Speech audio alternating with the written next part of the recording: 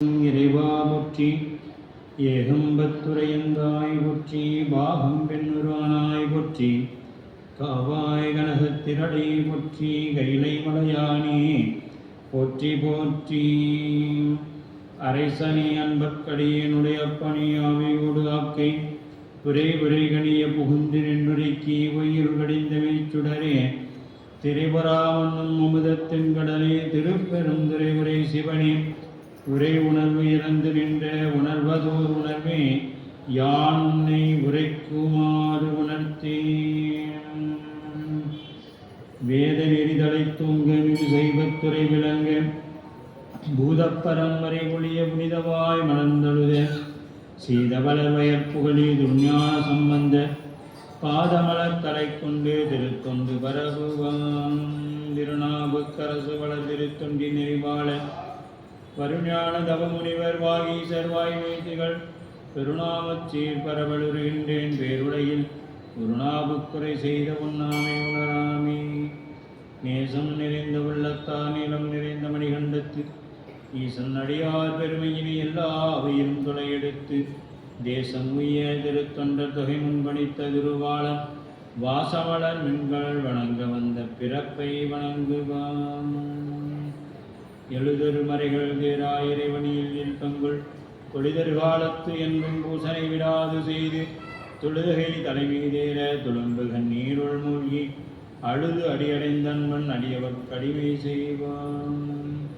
தூக்கு சீர்பரவு திருத்தொண்டர் தொகை விரிய வாக்கினால் சொல்ல வல்ல பிரான் எங்கள் வாக்கிய பயனாம் பதி குன்றைவாள் செய்களாரடி சென்னி எழுத்து வாமங்கனன் கைலை காக்கும் அகம்படி தொழுமை உண்டு நங்குரு மரவைக்கெல்லாம் முதற் குருநாதனாகி பங்கயம் துளவும் நாரும் வேத்திரபடை பொறுத்த செங்கயம் பெருமானந்தி சீரடி கமலம் போற்றி. கைலாய பரம்பரை சிவஞான போத நெறி காட்டும் வெண்ணை பயில்வாமே மெய்கண்டான் சந்ததிக்கோர் மெய்ஞான வானுவாகி உயிராறும்பொழி திருவாவடு திரைவாள் குரு நம சிவாய தேவன் சைலாதி மரபுடையவன் திருமரபு நீரூடி தலைக்கமாறும். எல்லாம் வல்ல திருவருளும் குருவருளும் முன்னின்றல் செய்ய குன்றை பதிவாள் தெய்வ சேக்கிழார் பெருமானால் அருளி செய்யப்பட்ட பெரிய புராணம் என்னும் திருத்தொண்டர் புராணத்தை தொடர்ந்து சிந்திக்கவும் வழிபாடு செய்வதற்கும் நந்தமக்கு வாய்ப்பு கிடைத்துள்ளது. அவ்வகையிலே அருள் தரும் தேவகிரி அம்மையுடனாகிய நஞ்சுண்டேஸ்வர பெருமான் திருவடித்தாமரைகளை மனம் மொழிமைகளாலே போற்றி வணங்கி அருள் குருநாதர் திருவடிகளை முக்கரணங்களால் பணிந்து அடியேனை இந்நன்னெறிக்கண் ஆற்றுப்படுத்தி ஆசிரியர் பெருமானார் திருவடிகளை முக்கரணங்களாலே பணிந்து இங்கே எழுந்திருக்கக்கூடிய அடியார்கள் மக்கள் திருவடி தாமரைகளை வணங்கி இவ்வகுப்பினை சிந்திக்க முற்படுகின்றோம். திருச்சிற்றம்பலம். நாம் பெரிய புராணம் என்னும் திருத்தொண்டர் புராணத்திலே திருக்குறிப்பு நாயனாருடைய சரீரத்தை தொடர்ந்து சிந்திக்கக்கூடிய ஒரு வாய்ப்பு நமக்கு கிடைத்துள்ளது. அவ்வகையிலே அதை சிந்தித்து வரும் வேளையில் நமக்கு சிவபூசையை பற்றி செய்திகளை நாம் சிந்தித்து கொண்டிருந்தோம்.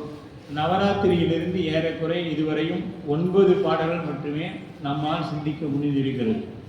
அன்னையானவள் பூசை செய்வதை பற்றி தெரிந்து கொண்டு நாம் திருத்தல யாத்திரை இப்படியெல்லாம் திருவருளால் சென்று வந்து இப்பொழுது மீண்டும் நாம் திருக்குறிப்பு தொண்ட நாயனார் புராணத்துக்குள்ளே செல்கின்றோம்.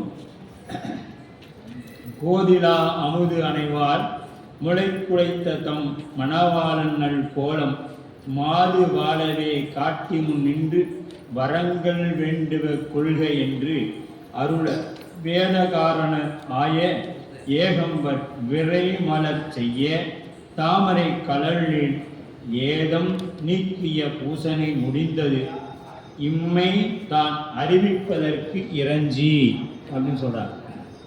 அப்ப இதற்கு முன்னாடி நம்ம பார்த்தோம், புதி ஆகிய புனித நீர் ஆடி பொங்கு கங்கை தூய் முடிச்சடை புனைந்து காதில் வெண்குடை கண்டிகை தாழ கலந்த யோகத்தின் மருவிய கருத்தாள். இப்போ அம்பாளானவள் காஞ்சி மாநகரிலே அந்த கம்ப நதிக்கரையிலே பூசை செய்து கொண்டு வருகின்றார்கள். பூசை செய்து வருகின்ற வேளையில் இறைவன் அவர்களுடைய பூசையும் அன்பும் எந்த அளவுக்கு இருக்கிறது என்பதை நமக்கு காட்ட வேண்டும் என்ற நோக்கத்திலே அங்கு இருக்கக்கூடிய அந்த ஆற்றிலே உலகத்தில் உள்ள கடல்களெல்லாம் ஒன்று சேர்ந்தால் எவ்வளவு நீர் வருமோ அந்த அளவுக்கு வெள்ளம் பெருக்கெடுத்து வந்தது. இதை கண்ட அன்னையானவள் தன்னுடைய கையால் என்ன செய்தாங்க? பெருமானுடைய விடத்தை நிறுத்தினான். விடத்தை உள்ள போகாம நிறுத்தின அம்பாளுக்கு அந்த கையினால் என்ன செய்ய முடியல? அந்த வெள்ளத்தை நிறுத்த முடியவில்லை அப்படின்னு. அப்ப அந்த வெள்ளத்தை நிறுத்த முடியல. அந்த வெள்ளம் வருது. நாம பூசை பண்ணி கொண்டிருந்தா என்ன பண்ணுவோம்? வெள்ளம் வந்த உடனே பூசையை விட்டுட்டு சாமி உடையவரை அப்படியே விட்டுட்டு நேரா கிளம்பி நம்ம எங்க போகணுமோ பாதுகாப்பாக ஓடிடுவோம். பெருமான அந்த ஒரு நம்பிக்கையோட பிடிச்சிருக்க மாட்டோம். ஆனா அன்னையானவள் அதுதான் தனக்கு எல்லாமே. ஏன்னா அவங்க ஆகமத்தை படித்து அந்த ஆகமத்தை இறைவன் வழியாக கேட்டு அதன் வழியாக பூசை செய்கிறாங்க. ஏன்னா பூசை செய்யணும், வானிடத்தவரும் மண்மேல் வந்து பூசை பண்ணணும்னா அதுக்கு உரிய ஒரே இடம் எங்கன்னா தென்னகம்தான். பாரத கண்டத்தில் தென்னகத்தில் தான் நம்மளால் பூசை பண்ண முடியும். அதனால தான் நம்ம திருத்தொண்டர் தொகை தர வந்த சுந்தரமூர்த்தி நாயனார் தென் திசைக்கு வந்தாங்க. அன்னையும் இப்போ பாரத தேசத்தில் எங்கே வேணாலும் பூசை பண்ணியிருக்கலாம். ஆனால் அவங்க எங்கே பண்ணாங்க? தென் திசையில் வந்து பூசை பண்ணுறாங்க. அப்போ பூசைக்கு உரிய இடம் மண் எது அப்படின்னு பார்த்தீங்களா? நம்முடைய தென் திசை. இங்கே தான் பூசைக்கே உரிய இடம். வேறு எங்கே போனாலும் அதற்கெல்லாம் அந்த நீரும் பூவும் நமக்கு கிடைப்பதற்கு வாய்ப்பில்லை. புண்ணியம் செய்வாருக்கே பூவுண்டு நீர் உண்டு. அப்போ நாம் இங்கே வந்து பிறந்திருக்கிறோன்னா நம்மளுடைய வேலை என்ன? பூசை பண்ணுறது மட்டும்தான் நம்மளுடைய வேலை. நாம் பையனுக்கு சொத்து சேர்த்துறதோ நிறைய சம்பாதிக்கிறதோ நம்மளுடைய வேலையோ கொள்கையோ இல்லை. இதை நாம் என்ன பண்ணிட்டோம்னா மறந்துட்டோம். இங்கே வந்த பிறகு என்ன பண்ணிட்டோம்? அந்த எதற்காக வந்த வேலையை மறந்து நம்ம வாழ்ந்து கொண்டிருக்கோம். இங்கே வந்து பிறந்துட்டோம்னாவே எதுக்கு? சிவபூசை பண்ணுறதுக்கு மட்டும்தான் இங்கே வேலை. அந்த வேலையை மறந்து மற்ற வேலைகளை பார்க்குறோம். அப்படி உம்பர் முதல் யோனிகளெல்லாம் உயிர்க்கு யாக்கை உருகி ஒன்று ஆகி, அப்போ இந்த உலகத்தில் இருக்கக்கூடிய உயிர்கள் எல்லாம் என்ன பண்ணுதுங்க? உருகி பெருமானை வழிபாடு செய்வதற்கு. அப்போ இந்த உலக உயிர்கள் எல்லாம் உயிரும் பொருட்டாக அன்னையானவள் பூசை செய்து வருகின்றார்கள். வருகின்ற வேளையிலே அந்த சடாமுடி புனைந்த, அப்போ ஏன் அப்போ அந்த நதி வெள்ளம் எப்படி நின்றது அப்படின்னு பார்த்தீங்கன்னா, பெருமான் அப்படியே அன்னையானவள் இறுக்கி அப்படியே அணைக்கிறார். இறுக்கி அணைத்து கொண்டால் அப்போ அந்த திருமேனி எப்படிப்பட்டது? இப்போ நம்ம பார்த்தோமே வலுவூர் விரட்டத்தில் யானை தோலை எடுத்து பொருத்தி கொண்டு நிற்கக்கூடிய பெருமான். ஆனால் அங்கே என்ன பண்ணுறாரு? அப்படியே குலைந்து போகிறார். யானை தோல் மிக கடினமானது. அது ஒருத்தர் மேலே கொண்டு வந்து போட்டோமா அவங்க இறந்துருவாங்க. கொஞ்சம் கூட காற்று உள்ளே போகாது. அவ்வளோ வெயிட்டு, அவ்வளோ மொத்தமாக இருக்கும். அந்த அளவுக்கு மொத்தமான அதை தாங்கக்கூடிய பெருமான் இங்கே அப்படியே என்ன பண்ணுறாராம்? குலைந்து போனார். குலைந்து போனது மட்டும் இல்லை, இன்றைக்கும் காஞ்சி மாநகரில் இருக்கக்கூடிய ஏகம்பநாதர் திருமேனியில் உள்ள பூசை பண்ணுறவங்களுக்கு தெரியும். அன்னையானவளுடைய தனத்தின் அடையாளங்கள் இன்றும் அதில் இருக்குது. புனுகு சாத்தி தான் அங்கே வழிபாடு பண்ணுவாங்க. அங்கே பானத்துக்கு என்ன கிடையாது? அபிடேகம் கிடையாது. ஆவுடைக்கு தான் அபிடேகம் பண்ணுவாங்க. பானத்துக்கு அபிடேகம் கிடையாது. அங்கே அதுக்கு என்ன பண்ணுவாங்க? புனுகு சாத்துவாங்க. இன்றும் அந்த, ஏன்னா நாம் வெளியிலிருந்து பார்க்குறோம், நமக்கு தெரியறதுக்கு வாய்ப்பு இல்லை. அங்கே இருக்கு பூசை பண்ணக்கூடியவங்களுக்கு அதை பார்க்கக்கூடிய வாய்ப்பு உண்டு. ஆமாம், புனுகு வச்சிருவாங்க அபிடேகம் நடக்கும்போது. ஏன்னா அது என்னாலான திருமேனி? மணலால் ஆன திருமேனி. அதனால காஞ்சி மாநகரில் இருக்கக்கூடிய அதிகப்படியான திருமேனிகளுக்கு அபிடேகம் கிடையாது. ஆவுடைக்கு மட்டும்தான் அபிடேகம் இருக்கு. மீது எல்லாமே பார்த்தீங்கன்னா அன்னையானவள். அதே மாதிரி பின்னால் நம்ம பார்க்க போகிறோம். இப்படி பூசை செய்து கொண்டு வருகிறார். ஆதி தேவனார் ஆயு மாதவம் செய் அவ்வரங்கோல அகிலம் ஈன்றளித்த, அகிலம்னா இந்த உலகத்தை ஈன்றளித்த மாதுமை பயன் கொடுக்கவே கொண்டு வளை தழும்பு உடன் முளைச்சுவடு அணிந்தார். இப்ப அன்னையுடைய அந்த தனத்தோட அடையாளங்கள் அவர் எங்க இருக்குது? அந்த குலைந்து போனார் இல்லையா, அப்போ அந்த அடையாளங்கள் அந்த திருமேனியில் இருக்குது. இந்த குலைந்து போனதை பார்த்த அந்த வெள்ளம், இறைவனே குலைந்து விட்டானே நாம் போகணுமான்னு சொல்லி அந்த வெள்ளம் என்ன ஆயிடுச்சுங்க, அப்படியே சாந்தமாயிடுச்சு, நின்று போயிடுச்சு.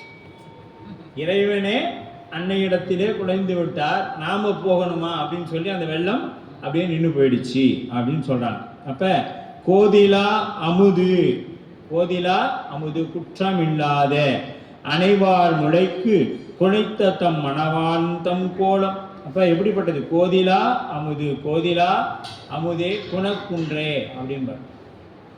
அப்ப அமுது என்ன? ஒருவாறு சாதலை நீக்குவது. அமுதுங்கிறது என்னங்க?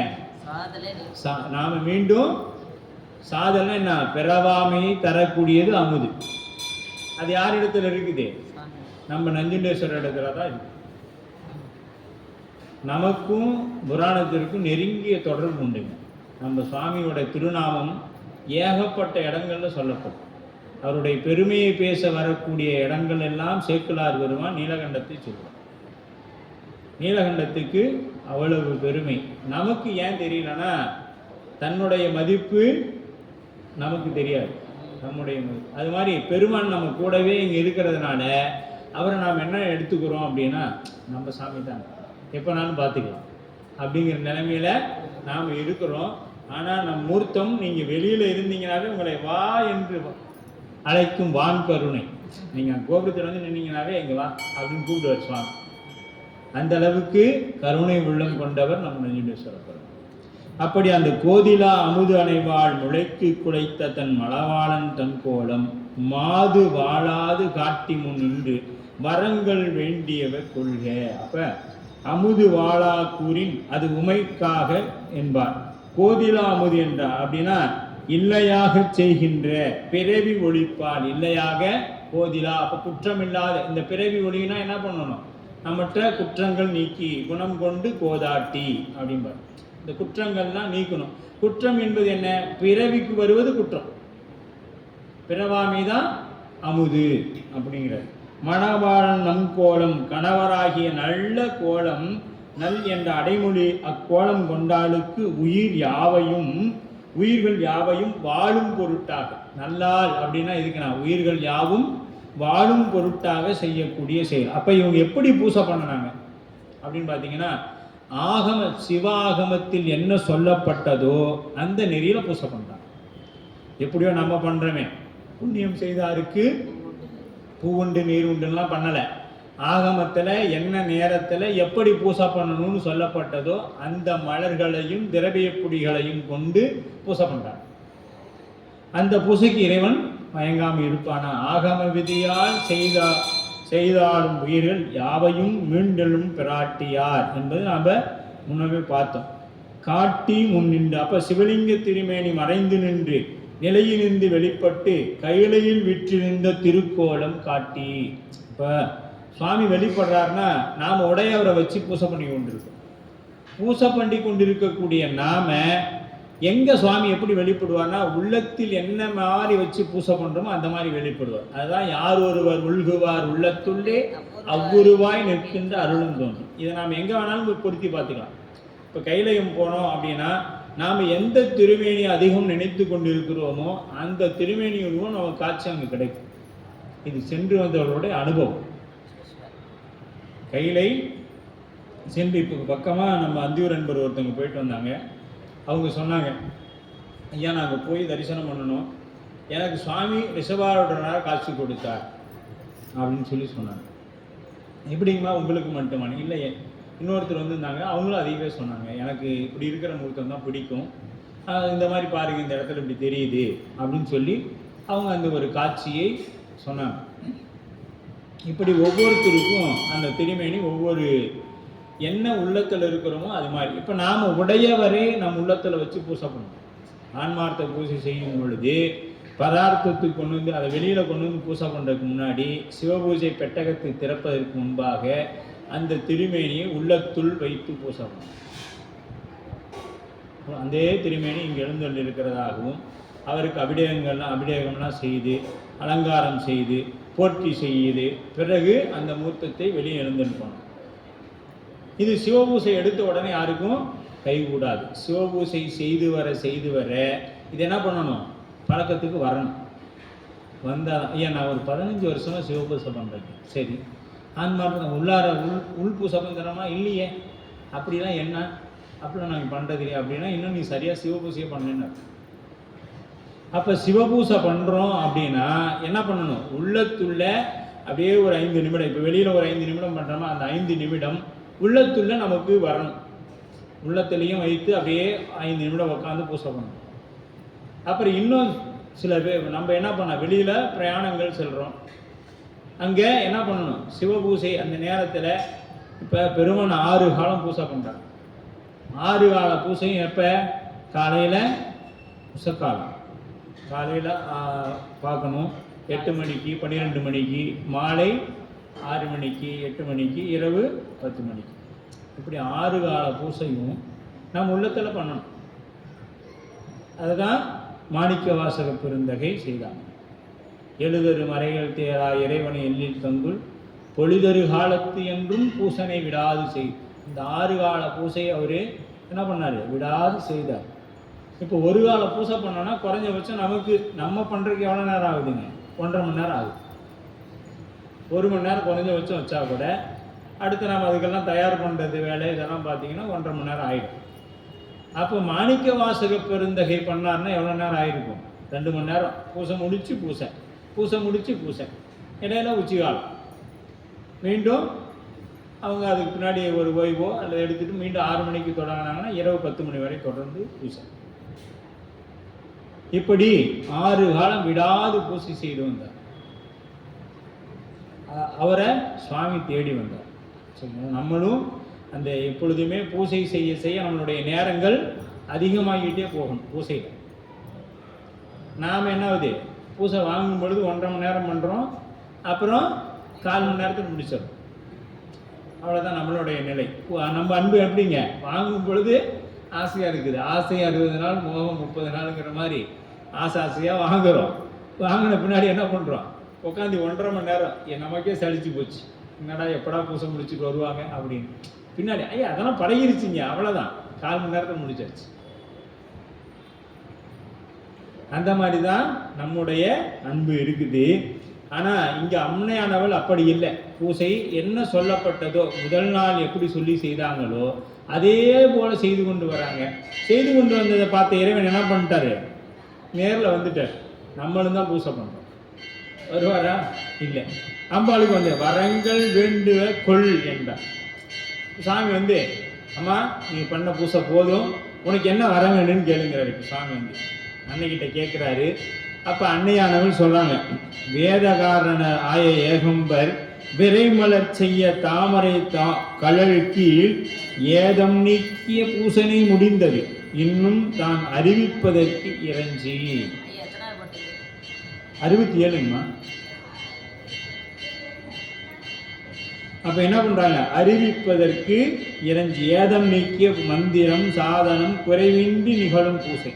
பூசை முடிந்த திண்மைதான் அறிவிப்பதற்கு நாதனார் அறிவித்தபடி வரம் கேட்டுதற்குரிய காலம் பூசை முடிந்த நிலை மாதலின் அம்முடிவு இன்னும் நிகழவில்லை என்று அறிவித்ததாக. என்ன சொல்றாங்க அம்பாள், இன்னும் பூசை முடியலையே. பூசை முடிஞ்சா தானே. இப்போ தவம் பண்ணுறோம், நாம் திரைப்படத்தெல்லாம் பார்த்துருக்குறோம், முனிவர்கள் தவம் பண்ணுறாங்க. தவத்தின் நிறைவேல தான் வந்து என்ன பண்ணுறாங்க, அவங்களுக்கு காட்சி கொடுத்து உனக்கு வேண்டும் வரம் கேள் அப்படின்னு பேசுவாங்க.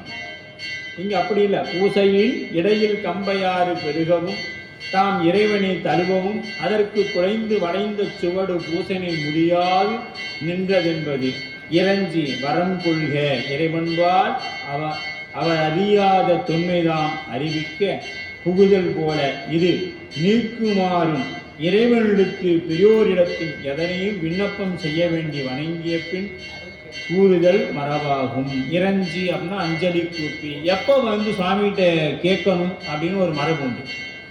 சுவாமிகிட்ட எப்போ கேட்கணுங்கிற ஒரு மரபு உண்டு. இப்போ நாம் ஒரு பூசை பண்ணுறோம், பண்ணும் பொழுது என்ன பண்ணுறோம், நம்ம வந்து நின்ன உடனே என்ன பண்ணுறோம், நம்மளோட லிஸ்ட்டை பூரா சுவாமிகிட்ட கொடுக்குறோம். என்ன தேவை இல்லை, வந்த உடனே சிவபுராணத்தில் இருக்கக்கூடிய 8 போற்றி வச்சு சொல்லணும் இல்லையா.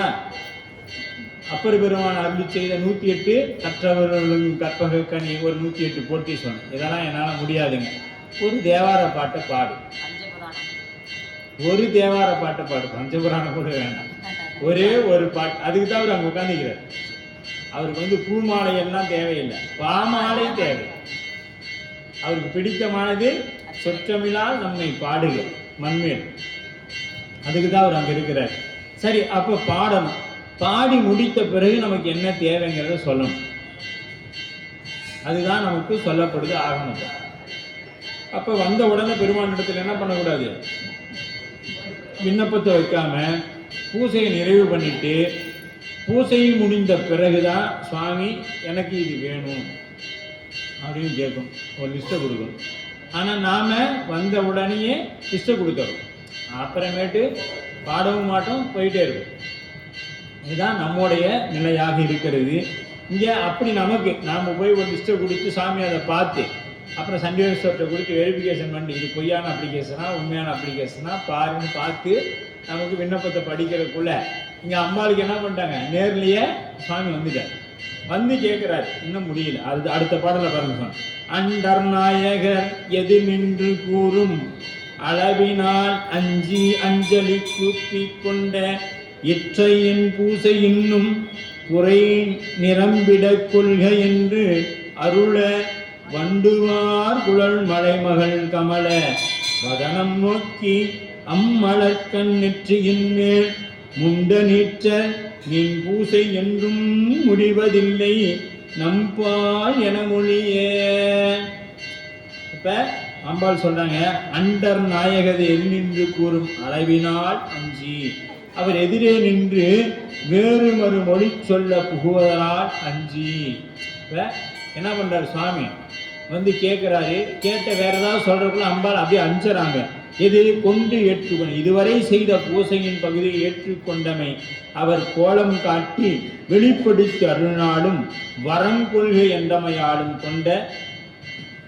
இப்ப என்ன சொல்றாரு, வரம் வேணும்னா வரம் கொடுக்குறேன், என்ன வேணும் கேளு அப்படின்னு சொல்லி சுவாமி கேட்கிறாரு. இன்னும் குறை நிரம்பிட கொள்க, வரம் கேட்ட பெறுதலின் பூசை முடியில்லாது நிறைவேறுதலையே பெரிதும் விரும்பும் பெரியோர்.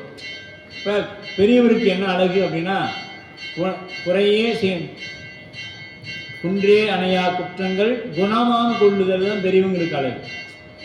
பெரியவங்க இருக்கிறோம், அவங்க குழந்தைகள் தப்பு செய்துன்னு என்ன பண்ணுவாங்க, அதை பாற்று மகிழ்வார்களை ஒழிய அதை தண்டிப்பாங்களா? இல்லை. அது மாதிரி நீ செய்த பூசை, நின் பூசைனை என்றும் முடியும். நீ செய்கிற பூசை என்னைக்கும் முடியாது. அம்பாள்கிட்ட என்ன சொல்றாருங்க, நின் பூசை என்றும் முடிவதில்லை நம்பால் அப்படிங்கிற, என்றும் முடிவதில்லை. நீ செய்கிற பூசை என்னைக்காவது முடியுமானா முடியாது. ஏன்னா நீ இருக்கும் வரை பூசை செய்து கொண்டேதான் இருக்க போகிற. அதனால உன்னுடைய பூசை என்றும் நம்பால். நீயும் நானும் நித்தமாய் ஏகபோகமாய். சாமி அம்பாள் எப்படிப்பட்டவங்க, ஏகபோகமாய். அப்ப நீ பெற்றெடுத்த உயிர்களின் வாழ்வு கருதி பூசை செய்கின்றாய். அந்த உயிருக்கு நித்தர்கள் ஆவார்கள் பொருட்டு இப்பூசையின் பயனாய் நாம் இருவரும் செய்யும் திருவருள் நித்தமாய் நிகழும். நாம் 2 பேரும் செய்யக்கூடிய இந்த திருவருள் என்ன பண்ணுங்க, எப்பொழுதும் அவர்களுக்கு கிடைத்து கொண்டே இருக்கும். ஆதலில் உன் பூசையும் முடிவதில்லை, என்றைக்கும் நிகழத்தக்கது என்றது. இப்ப அன்னையுடைய பூசை என்ன ஆகுங்க, என்றைக்கும் முடிவில்லாதது. நாம செய்யக்கூடிய பூசை முற்று பெற்று. இன்னைக்கு சிவப்பு சாச்சா அதெல்லாம் காலையில் 6 மணிலேருந்து 6:30 முடிச்சிட்டேன். நாம் சொல்லக்கூடிய பதில் அதுதான். ஆனால் அம்மா என்ன சொன்னாங்க, இன்னும் இல்லை, அவர் சாமி சொல்கிறாரு அம்பாள்கிட்ட போய், அம்மாவும் சொல்கிறாங்க இன்னும் பூச முடியலையே, அதுக்குள்ளே வர வேணுமான்னு கேட்குறீங்க. அப்போ அம்பாள் என்ன சொல்கிறாங்க, சுவாமி என்ன சொல்கிறாரா, நின் பூசை என்றும் முடிவதில்லை நம்பார். உன்னுடைய பூசை என்னைக்கும் முடியாது. அப்போ என்ன அர்த்தம், இமை பொழுதும் நினைந்து நினைந்து நினைந்து பூசை செய்யக்கூடியவங்க அம்பாள். எப்பொழுதுமே மறக்காம பூசை செய்து கொண்டிருக்கிறாங்கன்னு அர்த்தம். எப்படி இது வரும் அப்படின்னா, சிவபூசை தொடர்ந்து பயிற்சி பெற அந்த உள்ளம் உருகி அங்கே இறைவன் வெளிப்பட்டு தோன்றுவான். அப்ப அந்த இறைவன் எப்பொழுதும் உள்ளத்துள் ஓங்காரமாயின்ற மெய்யா விமலா விடைப்பாக. அந்த இறைவனைத்தான் வேதங்கள் ஐயா எங்கள்கிட்டலாம் இருக்க மாட்டேங்கிறியே, அவங்ககிட்டயே போறியே அப்படின்னு கேட்குது. அப்போ அந்த என்னது நீங்காது என் நெஞ்சத்து நீங்கா இருக்கும் இறைவன் தொடர்ந்து நாம் பூசை பண்ணக்குள்ள என்ன பண்ணுவாருங்க, நெஞ்சை விட்டு நீங்காது இருப்பான். அப்போ நாம் என்ன செய்யலாம், சுவாமி அப்படியே பூசை பண்ண பண்ண அந்த உள் பூசையை அதிகப்படுத்தும். உள்பூசையை நேரங்கள் அதிகமாகிட்டே போகும். அப்படியே எங்கேயாவது கொஞ்சம் ஒரு பயணத்தின் பொழுதோ அல்லது எங்கேயோ உட்காந்துருக்கோம், கொஞ்சம் எந்த வேலையும் இல்லை, அப்போ தன்னைப்பால கண்ணை மூடிட்டு அங்கே உள்ளார அர்ச்சனை பண்ண ஆரம்பிச்சோம். நம்ம குருநாதர் சொன்ன மந்திரத்தை சொல்லி அங்கே இருக்கக்கூடிய பெருமானுக்கு அர்ச்சனை பண்ண ஆரம்பிச்சிடும். உயிர் என்ன பண்ணுங்க, அந்த பூசையில் சிவனுக்கு அர்ச்சனை பண்ண ஆரம்பிச்சிடும் பெருமானுக்கு. அந்த அளவுக்கு பயிற்சி பெற்றா அப்பதான் இமைப்பொழுதும் என் நெஞ்சில் நீங்காதான் வாழ்க. இப்பதான் நம்ம சிவபுராண திருவாசகத்துல 2வது வரைக்கும் எப்போ வர முடியும், அந்த இடைவிடாது பூசை செய்யும் பொழுது தான் 2வது வரைக்கும் வர முடியும். அப்போ நாம் இன்னும் 3வது வரைக்கும் எப்போ போகிறதுன்னு தெரியல. நமசிவாய வாழ்கைன்னு வச்சு நம்ம பூசை பண்ணணும், பண்ணனாதான் 2வது வரைக்கும் நமக்கு வாய்ப்பு.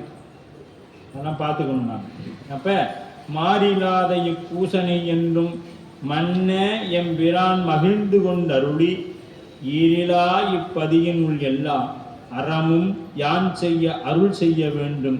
வேறு செய்வினை திருவடி பிழைத்த ஒளிய இங்கு உலர் வேண்டின செய்யணும். வேறு மாதவ பயன் கொடுத்து அருள பெறவும் வேண்டும் என்றனல் பிறப்பு ஒளிப்பாள். அம்பாள் எப்படிப்பட்டவங்க, பிறப்பை ஒழிக்கக்கூடியவங்க. பிறப்பை எப்படி ஒழிக்க முடியும், பெருமானை பூசை செய்தால் நம்முடைய பிறவி ஒழியும். அப்ப மாறிலா அப்படின்னா கெடுதல் முடிதல் இல்லாத மாறிலா குணக்குண்டே அப்படின்பார். மாறிலா குணக்குண்டே, மாறிலா என்னை மயக்கிடும் மாறிடும் மஞ்ச புலனைந்தும். மஞ்சப்புலன் இப்போ நமக்குள்ள மாற்றங்களை தரது எது, இந்த புலனைந்து. மாறிலாது தரக்கூடியது இறைவன்பால் வைக்கக்கூடிய அன்பு. அப்போ மாறிலாது மாறுபாடு மனம் மொழி மெய் என்று 3இன் தொழிலும் பிறளாது என்று பொருள். இந்த மாறிலாது அப்படின்னா மனம் என்னத்தை நினைக்கணும், சிவபெருமானை நினைக்கணும். இந்த உடல் சிவபெருமானை கும்பிடணும். அப்புறம் வாக்கு சிவபெருமானை வாழ்த்தணும்.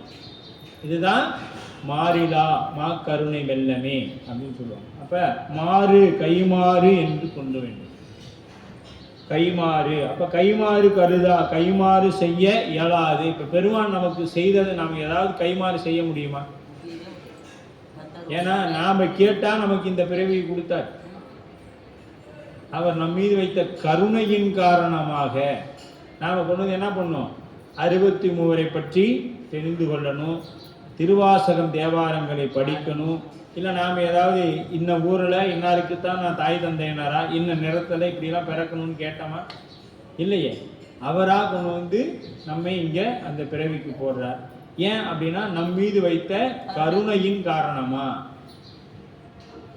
அப்போ அந்த உயிர் செய்த தவத்திற்கு ஏற்றார் போல என்ன பண்ணணும், இறைவன் நம் மீது கருணை வைக்கணும்.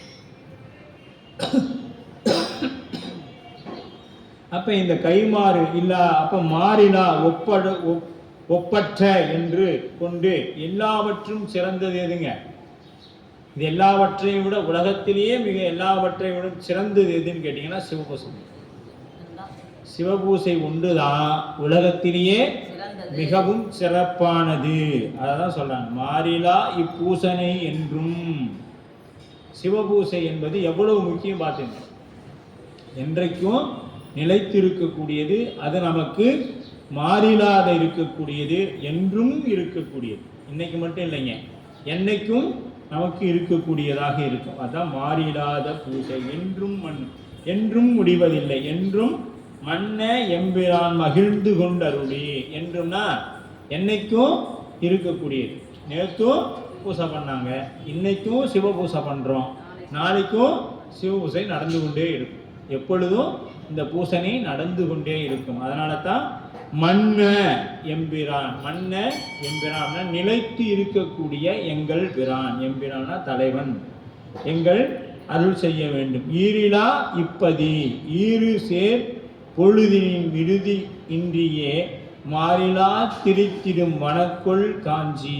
அப்ப இந்த காஞ்சி மாநகரம் எப்படி ஈரிலா இப்பதியின், ஈரிலானா ஒப்பிலாத முடிவிலாத அப்படின்னு பொருள். முடிவிலாத இந்த பதியில் உன் எல்லா அறமும் யான் செய்ய அருள் செய்ய வேண்டும். முதலா அம்மா என்ன கேட்கிறாங்க, இந்த பதியில எப்பொழுதும் இருந்து நான் என்ன பண்ணணுங்க, அறம் செய்ய வேண்டும். அறம் யான் செய்ய அருள் செய்யும். நான் எப்பொழுதும் இப்ப நாம இதுல இருந்து என்ன தெரிஞ்சுக்கணும், அன்னைக்கே என்ன தேவைப்படுது, பெருமானுடைய அருள் தேவைப்படுது.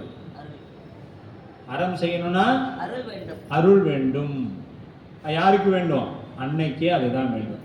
அப்ப இப்பதியினுள் எல்லா அறமும் யான் செய்ய வேண்டும். அறங்கள் எத்தனை சொன்னோம், முன்னமே பார்த்தோம், 32 அறங்கள். அதில் என்ன பண்ணுது, தாம்பூலத்திற்கு சுண்ணாம்பு கொடுத்தது கூட ஒரு வகையான அறம். அதான் அறுத்த கைக்கு சுண்ணாம்பு தர மாட்டாங்கன்னு சொல்லுவாங்க, கேள்விப்பட்டிருக்கிறோமா? ஒரு கிராமத்து பழமொழி உண்டு, அறுத்த கைக்கு அவன் சுண்ணாம்பு தர மாட்டான்டா.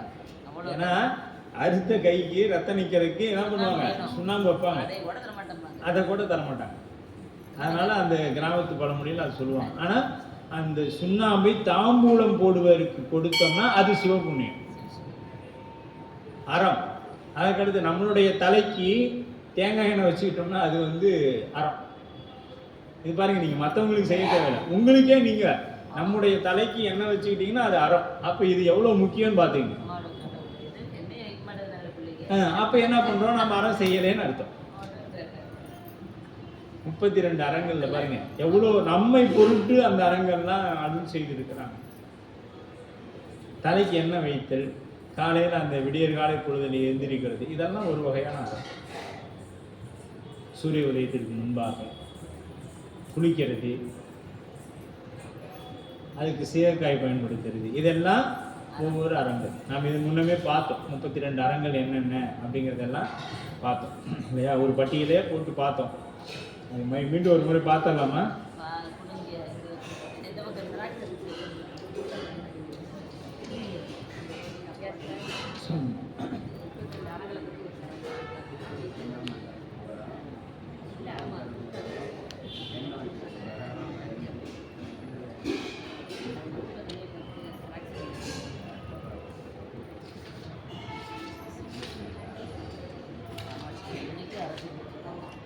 சரிங்க, உங்களுக்கு பின்னாடி அடின்னு கொடுக்குறேன்,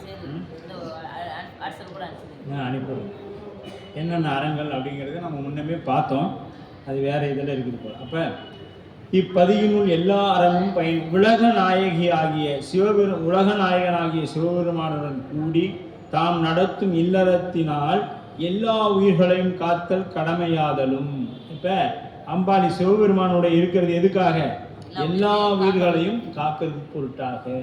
அதனால தான் அந்த பூசுபது வெந்நீர படிகத்தில் சொல்லுவாங்க அம்பாள் ஏன் இருக்கிறாங்க அப்படிங்கிறதையும் அதில் மாணிக்க வாசக பெருந்தகை சொல்லிப்பார். மனையறம் பெருங்கருணையினால் இவ்வாழ்வான் என்பன இயல்புடைய மூவர்க்கும் நல்லாற்றின் நின்றா துணை அப்படின்னு திருக்குறளில் சொல்லப்படும். அது அறத்தில் இருக்குது. துறந்தார்க்கும் தூவாதார்க்கும் தவத்தார்க்கும் மிறந்தார்க்கும் மிழ்வாழ்வான் இல்வாழ்வான் என்பன் துணை அப்படின்னு சொல்லி இந்த 2 குறளும் என்ன சொல்லுங்க, 6 வகையான ஒரு இல்லறத்தில் நாம் திருமணம் செய்துக்கணும்னா இந்த 6 வகையான அறங்களை கடைபிடிக்கிற மாதிரி இருந்தால் நம்ம திருமணம் செய்யலாம்னு சொல்லுவோம். யாருக்கு, அந்த இல்லறத்தாருக்கு உதவணும், பக்கத்தில் இருக்கிறவங்களுக்கு. அதுக்கடுத்து நோய் உற்றவங்களுக்கு உதவணும், வயது முறிந்தவர்களுக்கு ஆதரவற்றவர்களுக்கு நம்ம உதவணும். கல்வி பிரம்மச்சாரியாக இருந்து ஒருத்தன் கல்வி கற்கிறான் அப்படின்னா அந்த கல்வி கற்றுக்கொள்வதற்கு தேவையான பொருளாதாரமும் உணவு உடையெல்லாம் நாம் செய்து கொடுக்கணும். இதெல்லாம் நாம் இன்னைக்கு என்ன போயிடுச்சு, மக்கள் தொண்டுன்னு போயிடுச்சு. இதெல்லாம் நம்ம ஒரு செய்யக்கூடிய ஒரு இல்லறத்தில் இருக்கக்கூடிய செய்யக்கூடிய கடமை. இதெல்லாம் இது செஞ்சால் இன்னைக்கு அது ஒரு சிறப்பு. இன்னைக்கு காலத்தில் இதை செய்துட்டாங்கன்னா அது ஒரு மிகப்பெரிய சிறப்பு. ஆனால் இதெல்லாம் என்னாச்சுங்க, ஒரு திருமணம் செய்து கொள்ளக்கூடியவர்கள் செய்ய வேண்டிய 6 அறங்கள் இதெல்லாமே. வயதானவர்களுக்கு, ஆதரவற்றவர்களுக்கு உணவு கொடுத்தல், இதெல்லாம் நம்முடைய கடமைகள். இதெல்லாம் என்ன ஆயிடுச்சுங்க, நம்மகிட்ட மறந்து போயிட்டதுனால அதை செஞ்சா ஆஹா அவர் நல்லவர் அப்படிங்கிற அளவில் போயிடுச்சு இன்னைக்கு உலகம். அப்படிதான் நம்முடைய உலகம் இருக்கிறது.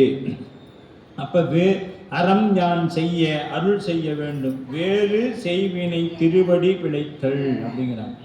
வேறு செய்வினை, அப்ப தென்புலத்தார் தெய்வம் விருந்து ஒக்கல் என்றாங்கு ஐம்புலத்தார்க்கும் ஓம்பல் தலை அப்படின்னு நூல்களும் ஆண்டோருள் விதித்ததற்கு வேறாக மாறாக. இப்ப வேறு செய்வினை என்பது இப்ப நூல்கள் விதிக்கப்பட்டிருக்கிற எது, ஆகம நூலில் விதிக்கப்பட்ட பிரகாரம், அதற்கடுத்து அதை சொல்லிய பெரியவங்க ஆண்டோர்கள் சொன்ன பிரகாரம் விதித்ததற்கு வேறாக மாறாக திருவடி அதில் ஏதேனும் பிழைகள் இருப்பின் அது என்னாச்சு, சிவநிந்தனை, சிவன் அடியார் நிந்தனை, சிவ ஆகம நிந்தனை முதலியன சிவ அபராதங்கள் எனப்படும்.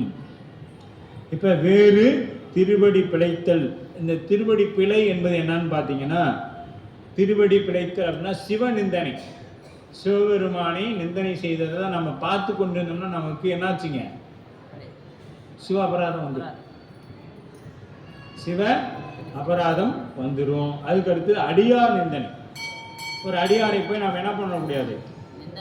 இப்போ நமக்கு ஐயாவை பற்றி எதுவும் தெரியாது, ஆனால் நாம் சொல்கிறோம் அவர் வர்றாருப்பா, குடிநீர் போட்டுக்கிறாரு, அவர் பாட்டுக்கு சாப்பாடு கொடுத்தா வாங்கி சாப்பிட்டு போகிறாரு, எந்த வேலைக்கும் போகிறதில்லை. இது எவ்வளோ பெரிய நிந்தனை. ஏன் தவறாக எடுத்துக்காதீங்க, இல்லை ஒரு உதாரணத்துக்கு அப்படின்னு சொல்கிறோம், சரிங்களா. இது என்னாச்சு, நிந்தனை. அதாவது அது அவரை இயக்குறது யாரு, பெருமான் தான் இயக்குறான். அப்போ அவர் எப்படி என்ன செய்தாலும் அதை அவரை முன்னிருந்து இயக்கக்கூடியது சிவன் தான். அப்போ நான் புறங்கூறுறேனே, அதுவும் சிவன் தான் செய்யுது. அதுக்குண்டான பலனும் உனக்கு சாமி தரும், அதுக்குண்டான பலனும் சாமி தரும். ஆமா, ஏன்னா தெரியாமல் செய்தால் மன்னிக்கப்படும். நமக்கு சாமி எத்தனை வந்தாரு, திருமுறை கொடுக்குறாரு, அது அப்படியே படிச்சா எனக்கு விளங்காதுன்னு சொன்னேன், சரின்னு ஒரு வகுப்பு கொடுக்குறாரு. வகுப்பு போய் நான் கவனிக்கல, பக்கத்தில் இருக்கிறவங்க பேசிட்டே வந்துட்டேன். அப்புறம் நான் யூடியூப்ல வேற போட்டு கேட்கேன். ஆமா, ஏன்னா அது பெரிய குருநாதர். யூடியூப் தான் இங்க நாம எல்லாத்துக்குமே பெரிய குருநாதர். வீட்டில் இருக்கிறவங்களே நாம சொல்றது கேட்க மாட்டேங்கிறாங்க. அவன் எவனோ ஒருத்தர் ஜோசியத்தில் வந்து சொல்லி அந்த கோயிலுக்கு போலாங்கிறாங்க. எல்லாத்துக்கும் தலைவர் இங்க இருக்கிறாரு, அகில லோக நாயகனே இங்க இருக்கிறாரு. அவங்க என்ன பண்றாங்கன்னா, இதெல்லாம் விட்டுட்டு யூடியூப்ல எவனோ ஒருத்தர் சொன்னாலும் அங்க கிளம்பிடுறாங்க. இன்னைக்கு நிலைமை அப்படிதான் இருக்குது. நாம திருத்தல யாத்திரை போனோமா, அங்க பெருமாளை கண்டுகொள்ளாத எத்தனையோ ஆலயங்களை நாம தரிசனம் பண்ணிட்டு வரோம், இல்லைங்களா. ஆனா அந்த ஒரு உணவில்லாதவனுக்கு உணவு கொடுத்தா புண்ணியன்னு சொல்லக்கூடிய ஜோதிடர்கள் நாம போகக்கூடிய தலங்கள்லாம் எத்தனை பூசை இல்லாம காலையில வைத்த மலர் மாலை வரைக்கும் அந்த ஒரே ஒரு கிளிசரம் தான் இருக்கு. பார்க்கும் பொழுது மனதுக்கு ரொம்ப வேதனையா இருக்கு. அங்க இருக்கு.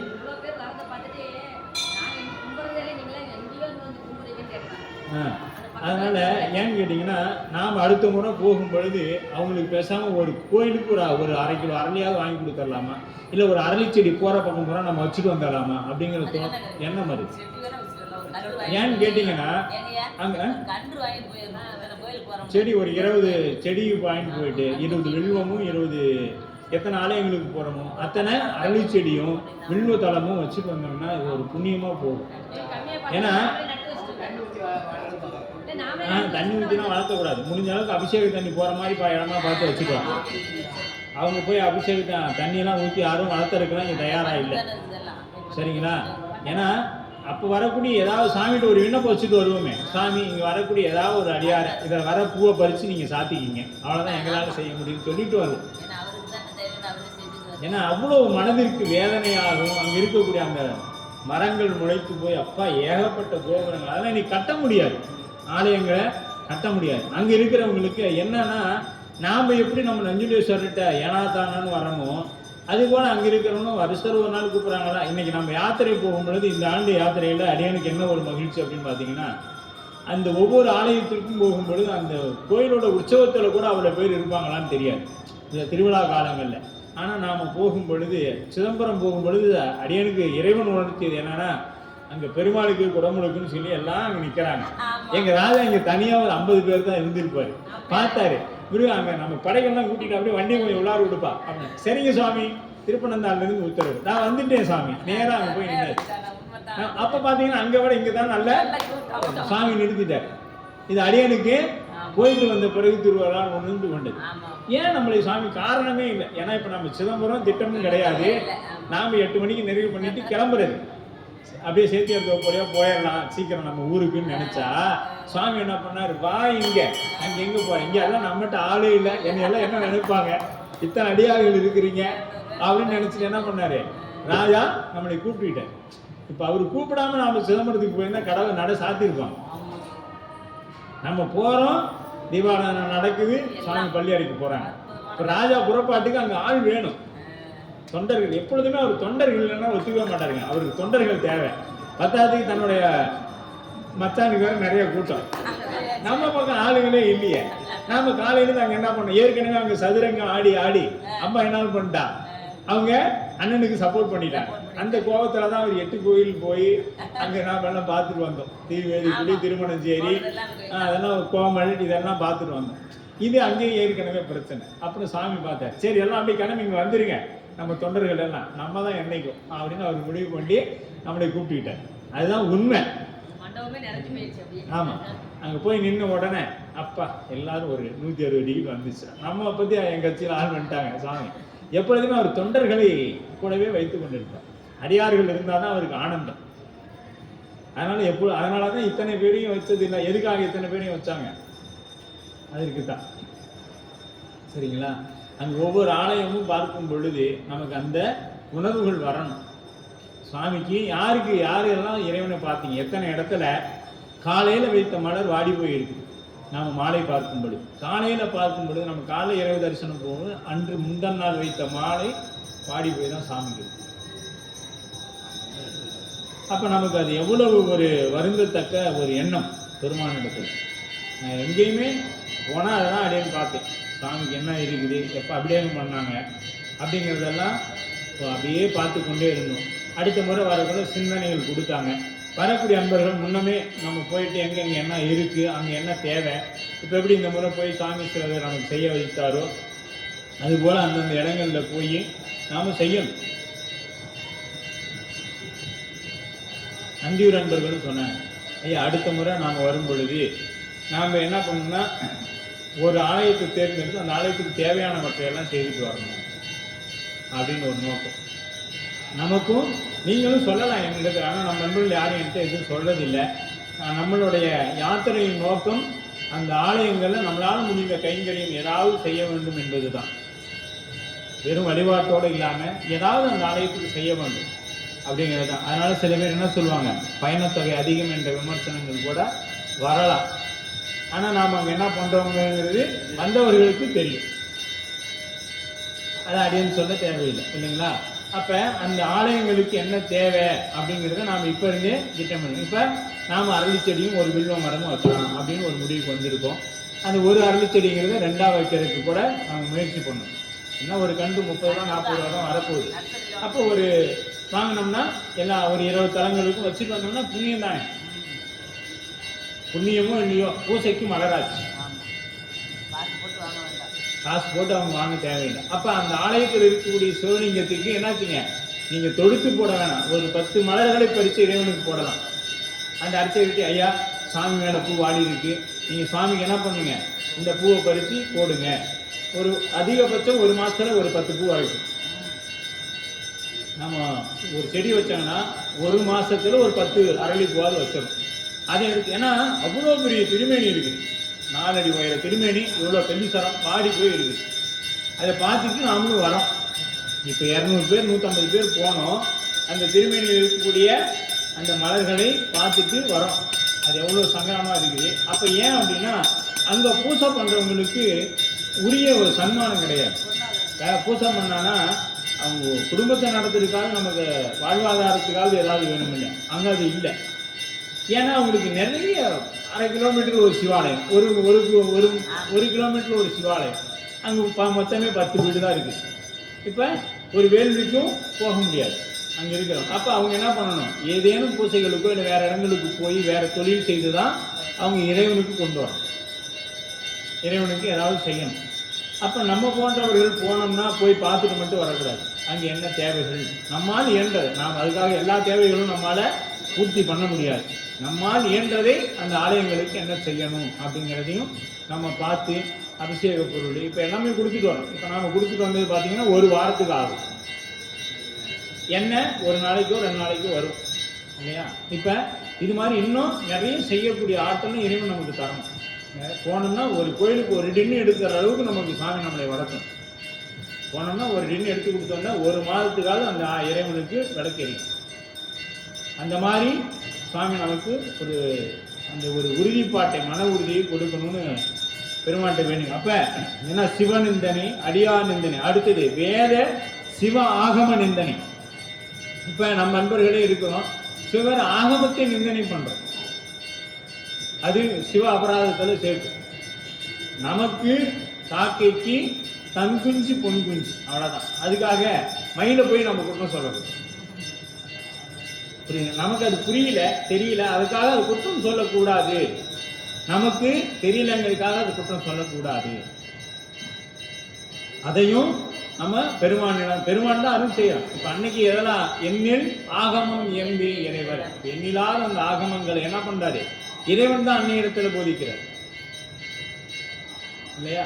அப்ப அந்த ஆகம நிந்தனை செய்யறவங்களை நாம ஏற்றுக்கொள்ளக்கூடாது. அப்படி அதனாலதான் திருச்சிற்றம்பலத்தில் உரையும் சிவக்கொழுந்தே இது என்ன சொல்றாரு? நந்தியம் பெருமான் சிவபெருமானிடத்துல வேண்டிய 16 வரங்கள் கேட்கிறார். திருச்சிற்றம்பலத்தில் உரையும் சிவக்கொழுந்தே நின் பொன்னார் திருவடிக்கு ஒன்று உண்டு விண்ணப்பம், அதுதான் மறைகள் நிந்தனை, சைவ நிந்தனை, பொறா மனமும். இப்போ இந்த மறைங்கிறது என்ன? ஆகமம். இது வேத சிவ ஆகமம். நீங்க வேதத்துக்கு போயிடக்கூடாது, புரியுதுங்களா? இந்த மறை அப்படிங்கிறது ஆகம நிந்தனை, சைவ நிந்தனை, பொறா மனம். அதை பொறுத்து கொண்டு எல்லாம் திருவருள். இப்போ நாம் நமக்குன்னு வந்தால் கோபப்படுறோம். சாமி இப்போ ஆலயத்தில் அவன் நினச்சா சரி விடுங்க, சுவாமி ஆலயத்தில் எல்லாம் அவர் நினைக்காம நடக்குமா அப்படின்னு சொல்லி என்ன பண்ணிடுறோம்?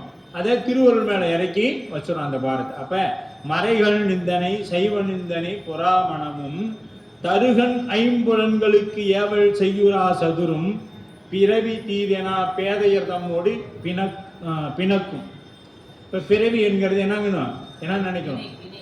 பிறவி என்கிறது அப்படியே தீதுன்னு நினைக்கணும். பிறவிக்கு வர்றது தீதுன்னு நினைக்கணும். அட உடுப்பா அப்புறம் பார்த்துக்கலாம். ஒரு திருப்பணி, இப்போ நம்ம ஆலயத்தில் ஒரு பணி செய்ய போகிறோம், இப்போ விளக்கெல்லாம் அப்படியே அழுக்கழுக்காக இருக்குது, போய் அதெல்லாம் நாளைக்கு கழுவிக்கலாம். இப்போ என்ன இதுக்கு பேர் பிணி. நாளை என்பது நாம் இருப்போமா? யாராவது ஏதாவது பாண்டு பத்திரம் எழுதி தர முடியுமா? நாளை காலையில் நீங்களும் நாங்கள் சந்திப்போங்க அப்படின்னு வாய்ப்பு இல்லை. அடுத்த நொடி நம் கையில் இல்லை, அவன்கிட்ட இருக்கு. சரிங்களா? அப்போ பிறவி தீதனா பேதை அவங்ககிட்ட கொஞ்சம் நவுந்து நில்லுங்கிறார். பின்னக்குன்னா என்னங்க பிறவி தீதுன்னு அவன் நினைக்கிறியா? நவுந்து நின்றுக்கோ, இல்லைன்னா நீ என்ன ஆயிடுவ? ஆன்மாவின் தன்மை சார்தலின் வண்ணமாத நீ அவனை மாதிரி ஆயிடுவ. பிறவி தீதுன்னு சொல்ல மாட்டேன். அப்படியே என்ன பண்ணுவோம்? நாமளும் அப்படியே போயிடுவோம். அதனால் அது யாது நல் நண்பர் கேட்கினும் உதவும் இயல்பும், யாது உறுதி நன்னறம் செய்வர் தங்களோடு உறவும். இப்போ உறுதியாக இருக்கணும். எதில்? ஆலய வழிபாட்டில், சிவ வழிபாட்டில் உறுதியாக இருக்கிறவங்களோட ஒரு உறவு வேணும். அவங்களோட தான் நாம் உறவு வைத்துக் கொள்ளணும். யாது நல் நண்பர் கேட்கினும் உதவுறும் இயல்பு. நல்லவங்க கேட்டால் அவங்களுக்கு என்ன பண்ணணும்? உதவும். அந்த இயல்பும் மாதவத்தினோர் ஒருப்பினும் வணங்கிடும் மகிழ்வும் ஓது நல் உபதேசமே உறுதியும். உபதேசங்கள் என்ன பண்ணணும்? கேட்கணும். உபதேசங்களை கேட்கணும். அன்பர்கள் தீது செய்யணும். இந்த இடத்துல பாருங்க, அந்த அடியார் நிந்தனைன்னு வருது இல்லை, அதுக்கு தான் இதை எடுத்துக்கிட்டோம். அன்பர்கள் தீது செய்யணும் சிவ செயலே எனக்கொழும் தெளிவும். இப்போ சிவனடியார் ஒரு தீது செய்துட்டாங்க, அன்பர்கள் அடியார் பெருமக்கள் ஒரு தீது செய்துட்டாங்கன்னா நாம் என்ன சொல்லணும்? அது சிவன் செயல்னு கொள்ளணும். அது சிவன் செயல் என கொள்ளும் தெளிவும் மனமும் வாக்கும் நின் அன்பர்வாள் ஒருப்படும் செயலும். இந்த மனம் எப்படி பண்ணுங்க? மனமும் வாக்கும் என்ன பண்ணும்? அன்பர்வால் ஒருப்படும் செயலும், அன்பர்களோட இணங்கி இருக்கக்கூடிய செயலும். கனவிலும் உனது அன்பருக்கு அடிமையாம் கருத்தும். கனவுல கூட என்ன பண்ணணுங்க? அடியாருக்கு நான் அடிமை அப்படிங்கிற கருத்து இருக்கணும். நாம திருத்தொண்டர் தொகை தினசரி படிக்கணும். படிக்கிறோமா இல்லையா தெரியல. தில்லைவாழ் அந்தணர்தம் அடியார்க்கும் அடியேன். இது சொன்னது யாரு? சொல்லுங்க, யார் சொன்னது? தியாகேச பெருமான் தில்லைவாழ் அந்தணர்தம் அடியார்க்கும் அடியேன் அடி எடுத்து கொடுக்கிறார். புரியுதுங்களா? அப்ப அவருக்கு நான் அடிமையா இருக்கிறேன். யாருக்கு? தில்லைவாழ் அந்தணருக்கு. யாரு? சிவபெருமான் அடிமைன்னு சொல்றார்.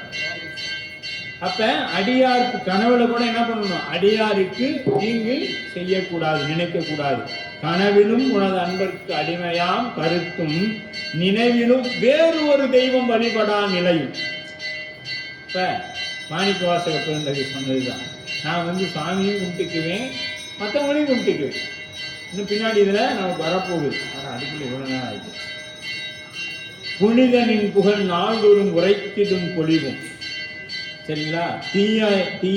தீமையா புற சமயங்கள் ஒழித்திடும் திறனும். புற சமயத்தவர்கள் எதிர்த்து என்ன பண்ணணும்? போராடணும்.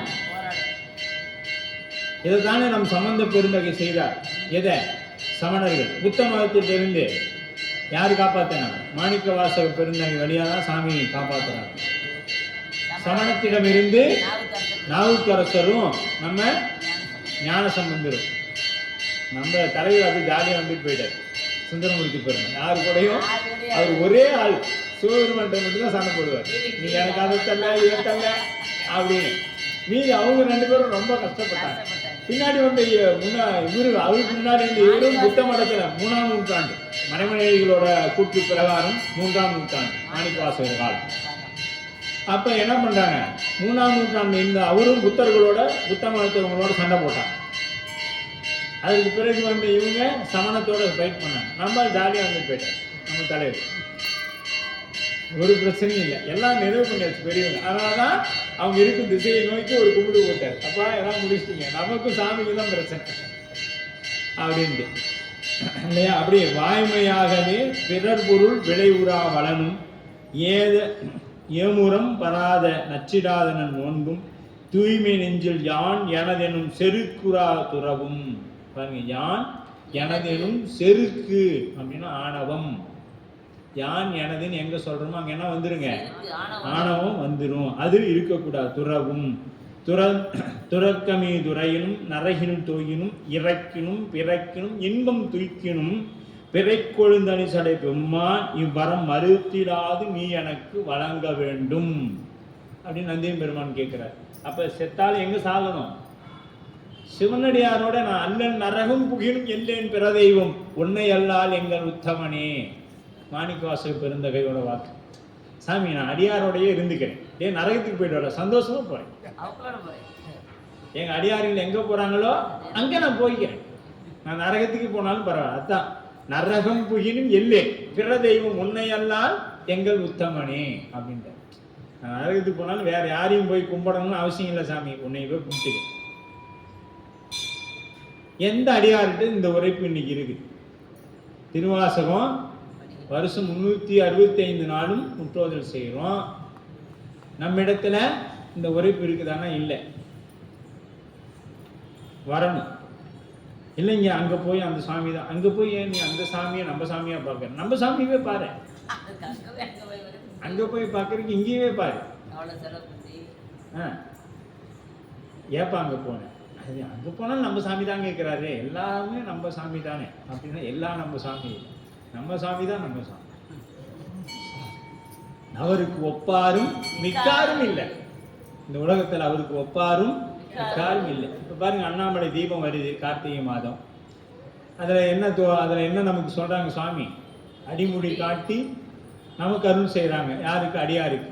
அங்க பாத்தீங்கன்னா பல யுகமா பிரம்மா போனா, கீழே வராக அவதாரம் எடுத்து இவரு பல யுகமா தோன்றினாரு. ஒன்னும் வாய்ப்பில்லை. அப்ப வேதா முதலியே சிவ அபராதங்கள் எனப்படும் தீவிலா குற்றங்களை இவற்றை செய்தோரை தன்னை போல தண்டித்தல். அப்ப அவங்க என்ன பண்ணும்? தண்டிக்கணும். வேறு வினை அப்படின்னா வேண்டிய விதிவிலக்கினை எண்ணாது தம் கருத்துக்கு இசைந்து செய்தலும் மாதவ பயன் கொடுத்தருள பெறவும். அப்ப செய்தி பயன் விளைக்கும் செய் இப்பகுதியில் தேவருக்கு அருள் விசேடத்தால் செய்வினைகள் எத்தன்மையதாயினும் எல்லா வினைகளும் மாதவ பயனாகி கொடுத்தருள வேண்டுதல். அப்ப இங்க தேவர்களுக்கெல்லாம் இறைவன் என்ன பண்ணுவான்? அந்த அருளை செய்ய மாட்டான். ஏன்னா நாம எப்பொழுதும் தேவர்களை விட நாம சிறந்தவங்க. நாம தேவர்களை விட ரொம்ப சிறந்தவங்க. ஏன்னா அவங்க எப்ப வந்து வழிபட்டுட்டு போயிடணுங்க. நாம அப்படி இல்லை, எப்பொழுதும் வழிபட்டு கொண்டே இருக்கிறோம். எப்பொழுதும் நாம ஒரு 7 மணிக்கு எந்திரிச்சோம்னாலும் வரலாம் கோயிலுக்கு, மதியம் 11 மணிக்கு வரலாம், 12 மணிக்கு வரலாம், மாலை 6 மணிக்கு வரலாம், 8 மணி வரைக்கும் வந்துக்கிட்டே இருக்கும். சிதம்பரம் பக்கம் பிறந்திருந்தோம்னா நைட்டு 10:30 வரைக்கும் போயிட்டு 10:30 மணி வரைக்கும் போயிட்டே இருக்கலாம். நீ எப்போ வேணாலும் உனக்கு டைம் கிடைக்கிறப்ப, சாமி நான் தூங்க போறேன், வந்து உன்னை பார்த்துட்டு போறேன், சரி வா. ஆனா தேவர்களுக்கு அப்படியா? அவருக்கு குறித்த காலத்துல வந்துட்டு போயிடணும். நமக்கு நேரங்காலமே இல்லை. அப்ப நாம தேவர்களை விட எவ்வளவு பெரியவங்கன்னு பாத்துங்க. ஆனா நாம என்ன பண்றோம்? அந்த 9 பேர்த்த போய் சுத்துவோம். அவங்க சொல்லுவாங்க, டே போப்பா, ஏப்பா நீ வேற திருவேடத்தை வந்து என்னையும் சுத்திட்டு இருக்கிற, அவர் என்னை உள்ள இருக்கிறவரு என்னை ஏதாவது சொல்லிடுவாரு, திருவேடத்தோட இருக்கிற நீ கொஞ்சம் அங்க போ. திருவேடத்துல இல்லைன்னா கூட பரவாயில்ல, நெத்தி நிறைய திருநீர் வச்சிருக்கிற, இங்க வந்து என்னைய சுத்திட்டு இருக்கிற, கொஞ்சம் போயேன் அந்த பக்கம். பெரியவர் என்னை பார்த்தா எனக்கு ஏதாவது தண்டனை கொடுத்துக்குவாங்க அப்படின்னு அவங்க அப்படியே கேட்பாங்க. அப்படியே மாதவன் பயன் பிறப்பு ஒழிப்பான். இப்ப நம்ம சாமி எப்படிப்பட்டவர்? பிறப்பு ஒழிப்பாள். அப்ப பிறப்பை ஒழிக்கக்கூடிய அன்னையான நிறுவனத்தை கேட்ட வரம் தனது சிவபூசை என்றும் மன்ன அப்படிங்கிறார். சிவபூசை என்னைக்கும் நான் நினைத்து செய்யணும், அதனை இறைவன் ஏற்றுக்கொண்டு அருளுதல் வேண்டும். நான் செய்யக்கூடிய இந்த பூசையை இறைவன் ஏற்றுக்கொண்டு அருள வேண்டும். 2வது, காஞ்சிப்பதியில் தாம் எல்லா அறங்களையும் செய்து அருள வேண்டும். காஞ்சிப்பதியில என்றைக்கும் இருந்து என்ன பண்ணணுங்க? எல்லா அறங்களையும் செய்யணும். காஞ்சியில் வாழ்வோர் சிவ அபராதம் நீங்களாக வேறு எந்த வினை செய்தினும் மாதவ பயன் கொடுத்தருள வேண்டும். அம்பாள் கேட்கிறாங்க பாருங்க, காஞ்சிபுரத்துல வாழக்கூடிய அன்பர்கள் சிவ அபராதத்தை தவிர வேற எதை செய்தாலும் இறைவன் மன்னித்து அருள் செய்யணும்னு அம்பாள் வரம் கேட்கிறான். அம்பாள் பாருங்க ஆன்மாக்கள் மீது எவ்வளவு கருணை வைத்து இருக்கிறாங்கன்னு. சிவ அபராதங்கிறது என்னன்னு நம்ம பார்த்துட்டோம். எது? சிவ நிந்தனை, அடியார் நிந்தனை, அதுக்கு அடுத்தது வேத ஆகம நிந்தனை. இதை தவிர மீது என்ன பண்ணாலும் அம்பாள் மன்னித்துடுவோம் அப்படின்னு அம்பாள் மன்னிச்சுன்னு சுவாமிகிட்ட கேட்கிறாங்க, விண்ணப்பம் கேட்கிறாங்க. இது எப்ப கேட்கிறாரு? பூசை செய்து கொண்டிருக்கக்கூடிய சாமி வராரு, உன் பூசை எம்பால் முடிவதில்லை என்றும், என்னைக்கும் உன்னோட பூசை என்கிட்ட முடியாது, அதனால நான் வரம் கொடுக்கிறேன், நீ வாங்கிக்கோ. நமக்கு கேட்டாலும் சாமி தர மாட்டேங்கிறார். அங்க முன்னாடியே வந்து நின்றுட்டு தரேங்கிறார். அம்பாள் இரு வாங்கிக்கிறேங்கிறார். அப்படித்தான் அங்க பூசை நடைபெற்று கொண்டிருக்கிறது. அடுத்தது 70வது பாடல். நின் பூசனை என்றும் முடிவதில்லை நம்பார். என்ன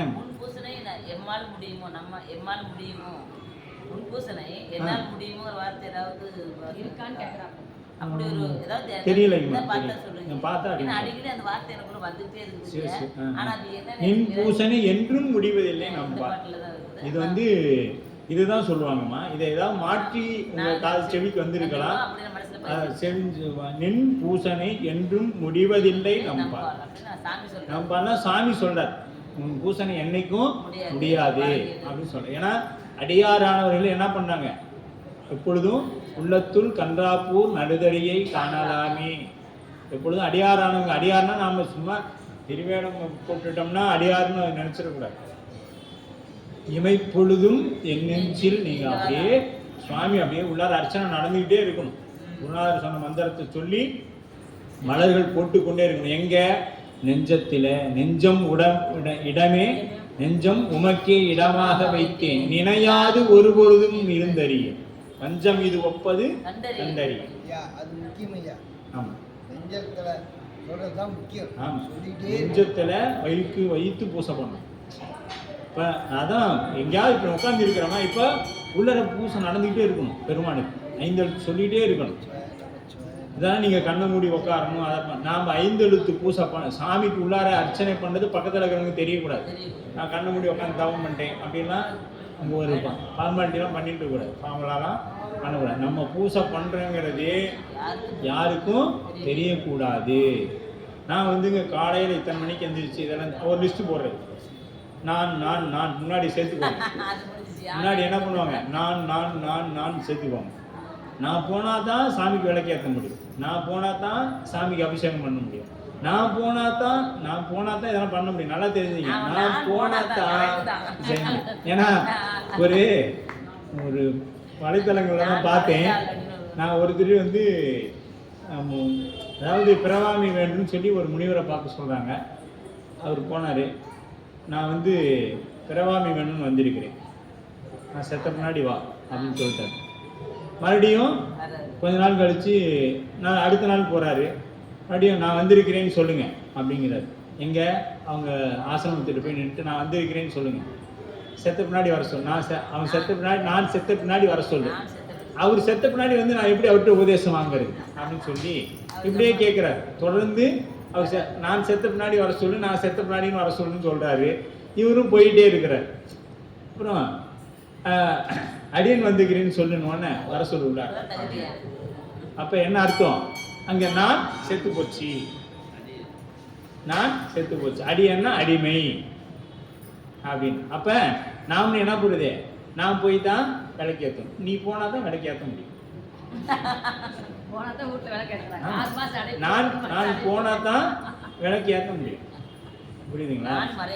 ஆமாம், நான் போகணும், நான் போனால் தான் இறைவனுக்கு தொண்டு செய்ய முடியும். அதுதான் உண்மையான தொண்டு. அது வரைக்கும் நாம் செய்யக்கூடியது எல்லாமே ஒரு முயற்சி, அவ்வளோதான்.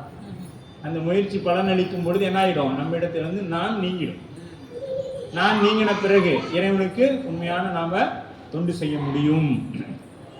70வது பாடல்.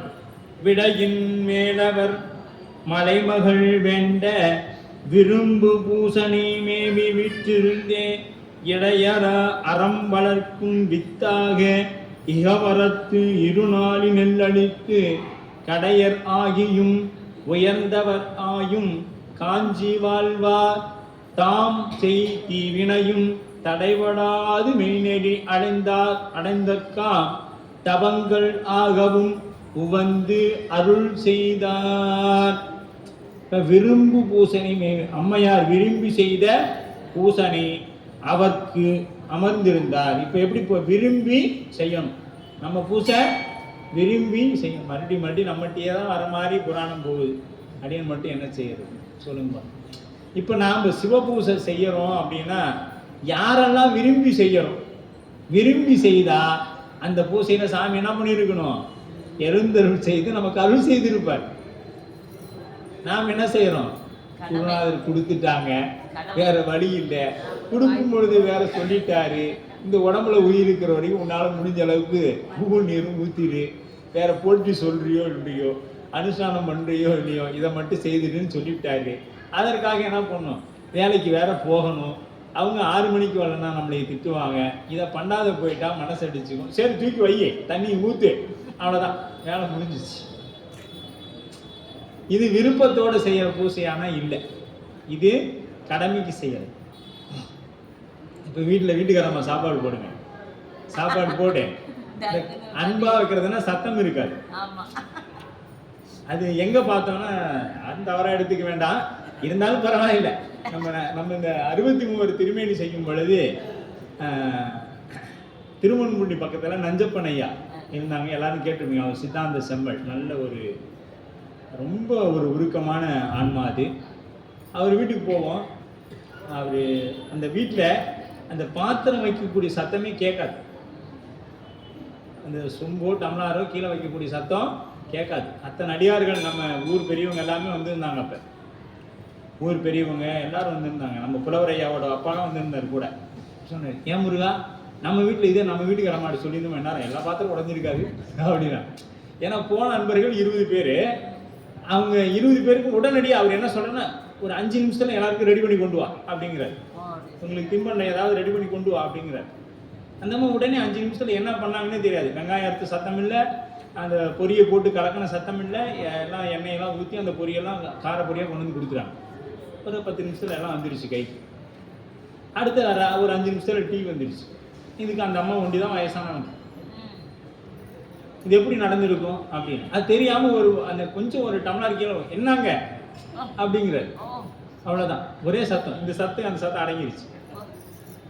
ஆனால் நம்ம வீட்டில் நமக்கு சாப்பாடு போகக்கூடிய கொண்டு தட்டையை போட்டு அது டபடபடபடம்னு அடிச்சு தான் நிற்கும். அவ்வளோதான் நம்ம அன்பு நம்ம வீட்டில். அப்போ விருப்பம் அவ்வளோதான் இருக்குதுன்னு அர்த்தம் இல்லையா? விருப்பம் அவ்வளோதான் இருக்குது. அதனால் அந்த விருப்பம் இருந்தால் அது சத்தம் இல்லாமல் நடக்கும். விருப்பம் இல்லைன்னா எல்லாமே சத்தம். இப்போ சாமிக்கே நம்ம தொண்டு செய்யறோம். தொண்டு செய்யும் பொழுது நம்ம கடமைக்கு செஞ்சோமா டமால் டுமில் உருட்டிட்டு இருப்போம். சுவாமி உள்ளார எஜமான் இருக்கிறாருங்கிற எண்ணம் வந்துருச்சுன்னா என்ன பண்ணுவோம்? ஐயோ எஜமான் இப்போ அவர் என்னன்னா எதையும் நம்மளை கேள்வி கேட்க மாட்டாருங்கிற எண்ணத்தால் தான் என்ன பண்ணுறோம்? எதை வேணாலும் இப்போ நம்ம இங்கே பேசுறதே அவர் கேட்டுட்டு தான் இருப்பார். முருகன் என்னென்னா தப்பு தப்பா இல்லை தப்பு தப்பா சொல்லிட்டு இருக்கிறான் அப்படின்னு சொல்லி அவர் கேட்டுட்டு இருப்பார். இவங்கெல்லாம் ஒன்றும் தெரியாதுன்னு நினச்சிக்கிட்டு அவன் என்ன சொல்கிறான், தப்பு தப்பா சொல்லுதா அப்படின்னு அவர் கேட்டுட்டு தான் இருப்பார் இல்லையா? நாம் சொல்லக்கூடிய ஒவ்வொரு சொல்லும் அவர் கேட்டுக்கொண்டு இருப்பார். அப்போ இங்கே நடக்கக்கூடிய நம்ம நடக்கிறதே அதனால தான் ஆலயத்தால் நடக்கும்போது என்ன சொல்றாங்க, கருத்தரித்த பெண் எப்படி நடப்பாலோ அது போலதான் நடக்கணும் ஆலயத்துல. ஆமா, அதே மாதிரி கொலுசெல்லாம் அந்த சத்தம் விட்டா கொலுசுகள் அணியக்கூடாது. இதெல்லாம் ஆலயத்தில் நடக்கக்கூடிய செய்தி. அப்படித்தான் நாம் சத்தம் போட்டு பேசக்கூடாது ஆலயத்தில். இறைவன் திருநாமங்களை அன்றி மற்றவங்க சத்தம் போட்டு பேசக்கூடாது. அங்கிருந்து வரும் பொழுதே பெருமானிடத்தில் ஒரு பணிவு வரணும். அப்படியே பெருமானை பார்த்த மாத்திரம் உள்ளம் உருகணும். உள்ளம் உருகணும். அதை விட்டாங்க என்ன அப்படியா இங்க வரக்குள்ளேயே நாம ஒரு அதிகாரத்தோட தான் உள்ள வரோம். சாமி பார்ப்பார், நானும் எப்படியோ ஒன்று தேர்ட்டுன்னு கொண்டு வந்து இங்கே போட்டேன். இங்கே இது இப்படியே தானே இருக்குது. அவர் என்னைக்கு தான் இதை நாம மாத்துறது? ஏன்னா அவருக்கும் நமக்கு நடக்கிற போட்டியே அதுதானே. நான் அப்படிதான் இருப்பேன், உன்னால என்ன பண்ண முடியும்? இப்போ நம்ம பையன் சொல்லுவல, நான் அப்படித்தான், நான் போக முடியாது, செய்ய முடியாது, உன்னால் முடிஞ்சா நீ பார்த்துக்கோ அப்படின்னு சொல்கிறோம்ல. அது மாதிரி தான் நாமளும் சாமிகிட்ட, நான் இப்படி தான் சாமி, நீ கொஞ்சம் பொறுத்துக்கோ. இப்போ நாம் அதாவது சைவத்தில் என்ன ஒரு சுதந்திரம்னா, என்ன பண்ணாலும் நம்ம சாமி பொறுத்துக்குவார். என்ன செய்தாலும் நம்ம சாமி பொறுத்துக்குவார். அதே மாதிரி தான் அவரும், சரி நீ என்னமோ பண்ணு, அது குழந்தை தெரியாமல் பண்ணது விடுப்பா. ஏங்க உன் பையன், என் பையன் பென்சிலை தூக்கிட்டு வந்துட்டான், தெரியாமல் பண்ணிட்டா விடுங்க, இனிமேல் பண்ண மாட்டான் அப்படின்னு சொல்கிறோம். ஆனால் அவன் தெரிஞ்சாதான் எடுத்துருப்பான், அவன் எடுத்துருப்பாங்கிறது நமக்கும் தெரியும்.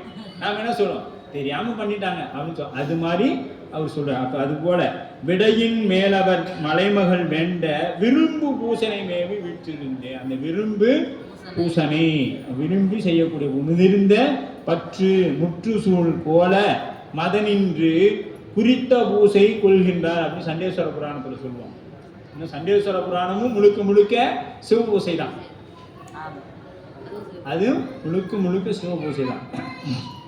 அப்போ இது அம்மையார் வேண்டி முதலாவது வரத்தினை அளித்த வகை எல்லா அறங்களையும் நான் இப்பதியில் செய்தல் வேண்டும் என கேட்டவர்களே. இப்போ அம்மா என்ன பண்ணாங்க, இடையரா அறம்பளர்க்கும் வித்து. அதனால தான் அம்பாளுக்கு என்ன பேருங்க, அறம்பளர்த்த நாயகி. எங்க இருக்கிறாங்க, திருவையாறுல இருக்கிறாங்க. திருவையாறுல இருக்கிறாங்க, அறம் வளர்த்த நாயகி அப்படின்னு அம்பாளுக்கு பேர். அதனால இந்த அறங்கள் எல்லாம் இடையரா செய்து இடையரா கொடுக்கணும்னு நினைக்கிறாங்க.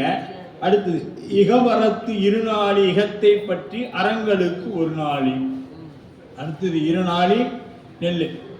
இது இருநாளி நெல்லுல ஒன்று என்ன பண்ணும், பரத்தை பற்றியது. ஒரு நாளி எதுக்குங்க, பரத்துக்காக. இன்னொரு நாளி உலகத்துக்காக. பரத்துக்கு ஒன்று, சிவத்துக்கு ஒன்று. இருநாளி அளித்து பரத்துவம் படைக்கும் இகத்து உணவு நெல்லினை கொண்டே. இகத்துக்குன்னா உலகாயத்துக்கு, பரத்துக்குன்னா சிவத்துக்கு. எல்லா அறங்களையும் செய்தல் வேண்டி அம்மையாருக்கு அரவனார் நெல் அளித்தார். அரவன்னா யாரு, அரவன் அப்படின்னாவே சிவபெருமான். அதான் சுவாமிக்கு அரவன் அப்படிங்கிற ஒரு பேர் உண்டு. அப்ப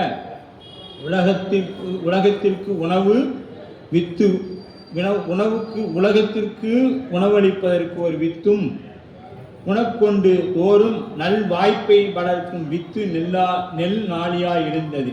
கடையராகி கடையராகி உயர்ந்தவராயும் காஞ்சி வாழ்வார் தாம் செய்த வினையும் தடைபடாது மெய்நறி அடைந்தற்காம் தவங்கள் ஆகவும் உவந்து அருள் செய்தார் அப்படிங்கிறார். அப்ப கடையவர் உயர்ந்த குலத்தில் கல்வி ஒழுக்கம் அறிவு முதலிய எல்லாம் கொள்கை. இது கடையும் ஆகிய உயர்ந்தவர். கடையும் ஆகிய உயர்ந்தவர்னா யார் அப்படின்னு ஒரு கேள்வி வரலாம். உயர்ந்தவர்னா யாருங்க? உயர்வு என்பது குலம், கல்வி, ஒழுக்கம், அறிவு இதெல்லாம் இருக்கணும். அதுதான் ஒழுக்கம் இருக்கணும், அறிவு இருக்கணும். அறிவு எதை பற்றி இருக்கணும்? நல்லதை பற்றி இருக்கணும். இது எல்லாமே நல்லதை பற்றி இருக்கும். தாம் செய்த வினையும் உம்மை காஞ்சி வாழ்வார் தீவினை செய்யார். இப்போ காஞ்சிபுரத்தில் வாழ்றவங்க எப்படிப்பட்டவங்க? நம்ம முன்னமே தீயவை கனவிலும் நினையாதவங்க. மாந்தர்வாள் பதியாம் சேக்கிலார் பதிவு பண்றாங்க. எப்படிப்பட்டவங்கன்ட்டு, தீய என்பன கனவிலும் நினைவிடா சிந்தை தூய மாந்தர்வாள் தொண்டை நன்னாடு. தொண்டை நாடு எப்படிப்பட்டது? கனவுல கூட தீமை செய்யாதவங்க. நாம நனவுல கூட நன்மை செய்யாதவங்க. நாம நனவுனா விழிப்பு நிலை. இப்போ விழிப்பு நிலை நாம் யாரும் நன்மை செய்யணும்னா நம்மளால ரொம்ப சிரமங்க. அது என்னால் கொஞ்சம் முடியாதுங்க. இவங்க எப்படிப்பட்டவங்கன்னா கனவுல கூட தீமை செய்யாதவங்க. அப்ப ஆமா, நன்மையே செய்து கொண்டிருக்கக்கூடியவங்க அவங்க. அப்படி மாதவர் வாழ்பதி தொண்டை நன்னாடு சாதாரணமானது இல்லை. அதனால தான் தெய்வம் அங்க 2 தெய்வம் இருக்கு. ஒன்னு தெய்வ புலவர் சேக்கிழார் பெருமான், இன்னொன்னு தெய்வ புலவர் திருவள்ளுவர். தொண்டை நன்னாட்டில் திருவதாரம் பண்ணவர். சரிங்களா? 2 பேருமே 2 பேருக்கு தான் தெய்வம் என்கின்ற அடைமொழி உண்டு. 2 பேருக்கு தான். ஆமா, சான்றோருடைய தொண்டை நன்னாடு சான்றோருடைய. அதனாலதான் அவங்க கனவில கூட தொண்டை நாட்டில் இருக்கிறவங்க என்ன பண்ண மாட்டாங்க? தீங்கு நினைக்க மாட்டாங்க. நாம நனவுல கூட நன்மையை நினைக்க மாட்டோம் அப்படிங்கிறது தெரிஞ்சுக்கணும். அப்ப தொண்டை நாட்டில் இருக்கிறவங்க நாம என்ன பண்ணணும்? அப்படியே ஒரு கும்பிடு போட்டோம்னாவே போதும், சேக்கிழார் பெருமான் நமக்கு அருள் செய்துடும் இல்லையா? அது மட்டுமா? தொண்டை நாட்டில் தான் கண்ணப்ப நாயனாரு. அது தொண்டை நன்னாடு தான். ஆமா, அதுக்கு அடுத்தது திருநின்றியூர். பூசலார் பூசணி செய்து அந்த கோயிலை விட்டுட்டு எங்க வந்துட்டாரு? கைலாசநாதர் கோயில் விட்டு இங்க வந்துட்டார். எங்க நின்றியூர்ல பூசை பண்ணாரு. எங்க கோயில்? பூசலார் உள்ளத்துல. அதுதான் உள்ள பூசை. உள்ளத்துல இறைவனை வைத்து பூசை பண்ணணும். இப்ப நம்ம எல்லா நேரமும் பெருமானை பார்க்கணும். வாங்கி கண்ணிமைக்காம பார்க்கணும். அந்த பார்த்த செல்போன்ல போட்டோ எடுத்து வச்சுக்கிறோமே, லோட் ஆகிட்டா என்ன பண்றோம்? டெலிட் பண்ணிடுறோம். அந்த மாதிரி நம்ம அப்பப்போ டெலிட் பண்ணிடுறோம். இங்கேருந்து கோயில் வாசலை தாண்டோன்னா உருவம் டெலிட் ஆகிடும். சாமியோட திருமேனியோட அந்த நினைவு டெலிட் ஆகிடும். எங்கே? கொடிமரத்தை தாண்டதுக்கு முன்னாடி. அது லோடு ஃபுல்லெல்லாம் ஆகக்கூடாது. எப்பொழுதுமே ஒரே படம் தான் இருக்கணும். எது? உள்ளே இருக்கக்கூடிய நஞ்சுண்டேஸ்வர பெருமானுடைய உருவம் மட்டும்தான் நம்ம உள்ளத்தில் இருக்கணும். அது எப்பொழுதுமே என்ன ஆகக்கூடாது? லோட் ஆகி டெலிட் ஆகவே கூடாது. டெலிட் ஆகிடுச்சுன்னா நாம டெலிட் ஆகிடும். நாம் எப்பொழுதும் அது டெலிட் ஆகாமல் பார்த்துக்கணும், நீக்காமல் பார்த்துக்கணும். சாமி எப்படி இந்த கேமராவில் எடுக்கணும். செல்ஃபோனில் எடுத்துகிட்டு போய் 4 நாளைக்கு வச்சு 4ஆம் நாள் டெலிட் பண்ணக்கூடாது. எடுக்கவே கூடாது. செல்ஃபோனில் எடுக்கவே கூடாது. 3 வரை எடுக்கக்கூடாது. இன்றைக்கி அது ஒரு சாதாரணமாக போயிடுச்சு. கருவறையில் எப்படி இன்றைக்கி ஸ்கேன் பண்ணால் தப்புன்னு சொல்கிறாங்க. இது அரசு சொல்லுது. கருவறையில் இருக்கக்கூடிய கருப்பப்பையில் இருக்கக்கூடிய குழந்தையை ஸ்கேன் பண்ணி ஆனா பெண்ணான்னு பார்க்கறது குற்றம்னு சொல்லுது. நாம ஆலயத்துக்குள்ள என்ன பண்றோம்? பெருமானை, கருவறையில் இருக்கக்கூடிய பெருமானை சர்வசாதாரணமா செல்போன்ல போட்டோ எடுக்கிறோம். அது குற்றம்னு சொல்லுது. ஆகம விதி பிரகாரம் அது குற்றம். அதற்கு மேல உங்கள் பொறுப்பில் அடையல் விடுகிறேன். அது குற்றமா இல்லை அன்பின் மிகுதியான்னு நீங்களே முடிவு பண்ணிக்கணும். சரிங்களா? அந்த கதிர்வீச்சுகள் போக போக அங்கே இருக்கக்கூடிய இறை ஆற்றல் என்ன ஆகும்? நமக்கு கிடைக்காம போகும். அவருக்கு ஒன்றுமே ஆகாது. அவர் நின்மலன். சாமினால இந்த சாமிக்கு ஆற்றல் குறைங்கிறதா இல்லை. அவர் எப்பொழுதுமே பவர்ஃபுல். நமக்கு வர்றது கிடைக்காம போயிடும். சக்தி உள்ள ஆமா. இறங்கி நம்ம அதை வந்து கெடுக்கிறோம். அப்ப நமக்கு தானே குறையும். நமக்கு தான் வராது. அவர் எப்பொழுதுமே நின்மலன். அவருக்கு எந்த விதத்திலையும் கேடு யாராலையும் ஏற்படுத்த முடியாது. அப்படிப்பட்டவர் நம்ம பெருமான் இல்லையா? அதெல்லாம் நம்ம தெரிஞ்சவங்க நாம குறைச்சிக்கிடணும், அவ்வளவுதான். மற்ற சிறப்பு அலங்காரத்தில் இருக்கிறா செய்துக்கோ, அது தப்பு இல்லை. முழுக்க இறைவனை மூடி இருக்கு அப்படின்னா எடுத்துக்கோ, அது தப்பு இல்லை. அப்ப ஆயினும் காஞ்சிவாள் தீவினை செய்யாமல் என்றும் எனினும் மெய் மறந்து செய்தால் என்ன பண்ணும்? மெய் மறந்து எதை நம்ம செய்யறோங்கிறத மறந்து செய்தால், பிற சார்பு பற்றி செய்தால், தம் வசமிழந்து செய்தால் சிவ சார்பில்லா. அப்ப சிவ நிந்தனை சிவசார்பு இல்லாத புற சமயத்தோர் புற நாட்டினர் இங்கு வந்து செய்த முதலாயின நிகழ்வுக்கு இடம் உண்டு. இப்போ சிவசார்பு இல்லாத மற்ற சிவசார்பு இல்லாத மற்ற எது செய்தாலும் மன்னிக்கிறாருன்னு சொல்றாங்க. மன்னிக்கணும்னு அம்பாள் கேட்குறாங்க. சிவநிந்தனையை தவிர வேற எதை செய்தாலும் மன்னிக்கணும். ஏன் அப்படின்னா மற்ற நாட்டவர்களும் அங்கே வந்து வணிகம் செய்யறதுக்காக வருவாங்க.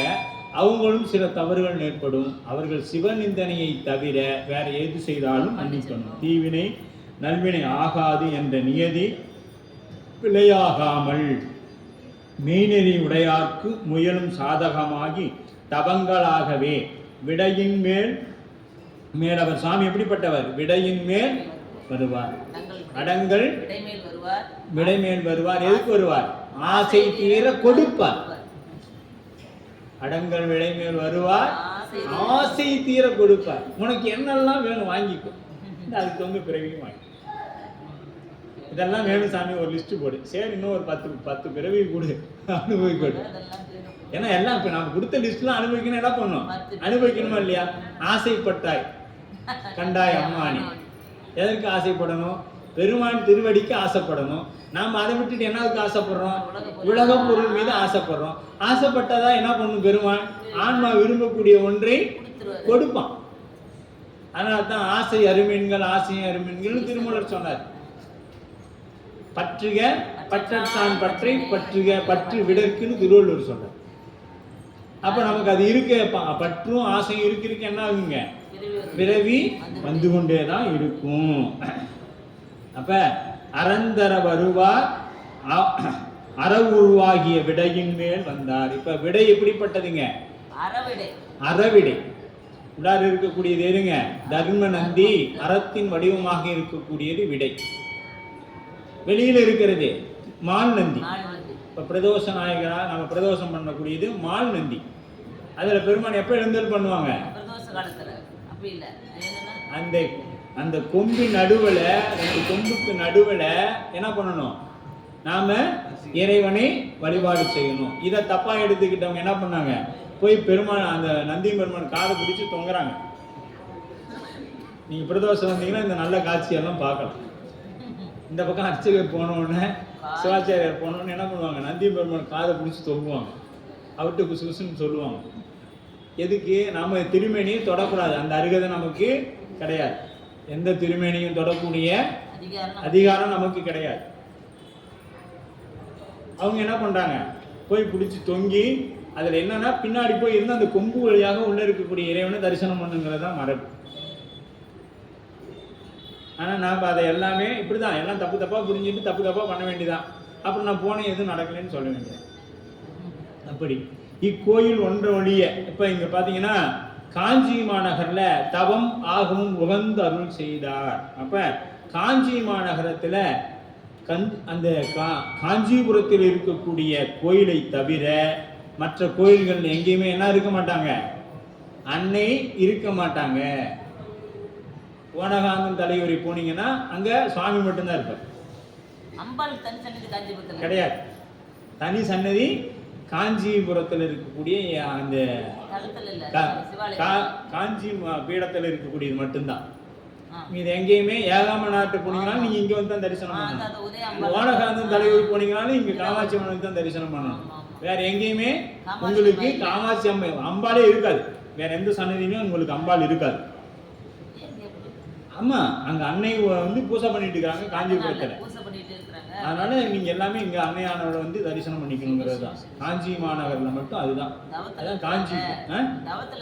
ஆமா, தவத்துல இருக்கிறாங்க அம்பா. அப்படிங்கிறதுனால தான் காஞ்சியில் போய் அன்னைக்கு வேற எங்கேயும் அங்கே கோணகாந்த தலைவராகட்டும், வேற எங்கே கட்சி மேற்றடி இங்கே எல்லாமே எதுவும் அன்னை இருக்க மாட்டாங்க. ஒரு 6 தலங்களோ 7 தலங்களோ இருக்க மாட்டாங்க அன்னைக்கு. ஏன்னு கேட்டிங்கன்னா அவங்க எல்லாமே காமாட்சி அம்மனை இங்கே வந்து தரிசனம் பண்ணிக்கணும், இங்கே இருக்கக்கூடியவங்க தான் அப்படின்னு சொல்லப்படுது.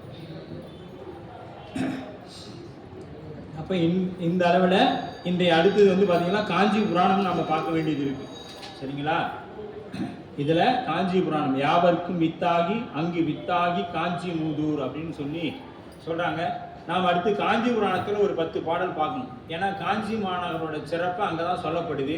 அதை முடித்த பிறகு நாம் 71வது பாடல்லேருந்து அப்படியே தொடர்ந்து 32 அறங்கள் பாருங்க. புண்ணியம் திரு காமக்கோட்டத்து பொழிய 30ஓடு 2 அறம் புகும் அப்படின்னு 71வது பாடலில் சொல்லும். அப்போ அந்த பாடலுக்கு முன்பு காமக்கோட்டம், புண்ணிய திரு காமக்கோட்டம் என்கிற இடத்துல சிவகவிமணி ஐயா 10 காஞ்சி புராண பாடல்களை மேற்கோள் காமிக்கிறாங்க. 10 பாடல்கள் அந்த காமக்கோட்டத்திற்காக காமிக்கிறாங்க. அந்த பாடலை சிந்தித்து விட்டு அடுத்து அப்படியே நாம் புராணத்துக்குள்ளே போகக்கூடியது. அடுத்த வகுப்பு நமக்கு எதிர்வருகின்ற ஞாயிற்றுக்கிழமை. அடுத்தது நமக்கு இன்னும் ஒரு சிறப்பு என்னன்னா, இப்போ கார்த்திகை மாதம் நமக்கு தொடங்கி இருக்கிறது. கார்த்திகை மாதம் தொடங்கி இருக்கிறது. கார்த்திகை மாதத்தில் சோமவாரம் மிக மிக முக்கியமான நாளாக போற்றப்படக்கூடியது. கார்த்திகை சோமவாரம். இதை கந்தபுராணத்தில் போனீங்கன்னா கார்த்திகை சோமவார விரதத்தின் பயன் மிக மிக அற்புதமாக சொல்லப்பட்டிருக்கு. மகாபலி சக்கரவர்த்தி கார்த்திகை மாத சோமவாரம் இருந்து தான் என்ன பண்ணுறாரு, சக்கரவர்த்தியாக வந்து பதவி ஏற்றக்கூடிய வாய்ப்பு கிடைக்குது. நமக்கும் சிவபெருமான் கருணை வேணும்னா கார்த்திகை மாதத்தில் நடைபெறக்கூடிய சங்காபிஷேகம் எல்லா சிவாலயங்களிலும் நடக்கும். அதில் நம்மால் முடிந்த அளவு அந்த ஆலயத்திற்கு ஏதேனும் செய்யணும். முதல் அதாவது அந்த கார்த்திகை மாதத்தில் வரக்கூடிய முதல் சோமவாரத்தை நமது திருக்கூட்டத்தின் சார்பாக நாம் செய்யலான்னு திருவள்ளுவர்கிட்ட விண்ணப்பம் வச்சுருக்கோம். சுவாமி எப்படி வாய்ப்பு கொடுக்குறாருன்னு நமக்கு தெரியாது. அது வாய்ப்பு கொடுத்தாருன்னா அந்த முதல் திங்கட்கிழமை முதல் சோமவாரம் நமது திருக்கூட்டத்தின் சார்பாக நல்ல சிறப்பாக செய்யணும்னு திட்டம். அதற்கு அவரவர்களுடைய பங்களிப்பு எடுத்துக்கொண்டு அந்த பூசையில் கலந்து கொள்ளுமாறு அன்போடு வேண்டுகிறோம். 4 வாரமும் சிறப்பாக நடக்கும். 2வது வாரம் திருவாரூரை ஆதீன 24வது குருமகா சன்னிதானம் அவர்களுடைய தலைமையில் கொங்கு 7 திருத்தல யாத்திரை மேற்கொள்ள இருக்கிறாங்க. அந்த யாத்திரையில் அநேகமாக 24/11 இந்த மாதம் 24ஆம் தேதி காலையில் அதிகாலை 4 மணிக்கு நீங்கள் எல்லாரும் அப்படி வர விருப்பம் இருக்கிறவங்க அவினாசி தலத்தில் விடிகாலம் 4 மணிக்கு இருக்கணும். கூடவே சன்னிதானமும் வராங்க. அருளாளர்கள், சொற்பொழிவாளர்கள், ஓதுவாமூர்த்திகள் எல்லாம் கூடவே வராங்க. உணவு எல்லாம் ஏற்பாடு செய்யப்பட்டிருக்கும். அன்பர்கள் வாய்ப்பு இருக்கக்கூடியவங்க, இது மிகப்பெரிய தவம். ஏன்னா 3 வழிபாடு ஒன்றாக நடக்கும். குரு லிங்க சங்கம வழிபாடு முறையாக நடைபெறும். ஏன்னா குருநாதர் வராங்க, அதுக்கு அடுத்தது அடியார் வழிபாடு சங்கம வழிபாடு நிகழும், மூர்த்தம் வழிபாடும் நிகழும். வாய்ப்பு இருக்கக்கூடிய அன்பர்கள் நம்ம பதிவு செய்து விரைவாக வரக்கு எத்தனை பேர் வரீங்கிற தகவலை அடியனிடத்தில் சொல்லணும். அதற்கேற்றார் போல் நாம் அங்கே உணவுக்கெல்லாம் சொல்லி வைக்கணும். ஏன்னா எல்லாம் ஒரே நேரத்தில் போனால் இப்போ நாம் எப்படி 200 பேர் போய் சிரமமாக இருக்குமோ அதுபோல் அங்கே நம்ம நிறையா சொல்லுவதற்கு மேலே போனாலும் கம்மியாக போனால் பிரச்சனை கிடையாது. அதிகமாக போயிட்டால் அவங்களால அதை ஏற்பாடு பண்ணுறது சிரமமாக இருக்கும். ஆகவே அன்பர் மக்கள் அனைவரும் அதை உரிய காலத்தில் அடியனிடத்தில் பதிவு செய்து கொள்ளுமாறு கேட்டுக்கொள்கிறோம். அப்புறம் நம்ம பவானியை சார்ந்த அரிசி சேகரையான்னு சொல்லுவாங்க. அரிசி சேகரையான்னு சொல்லுவாங்க. அவருடைய அவங்க நமக்கு ஆண்டுதோறும் வெள்ளி மல்க மேன்மைகள் சைவ நீதி விளங்குக உலகமெல்லாம் மேன்மைகள் சைவ நீதி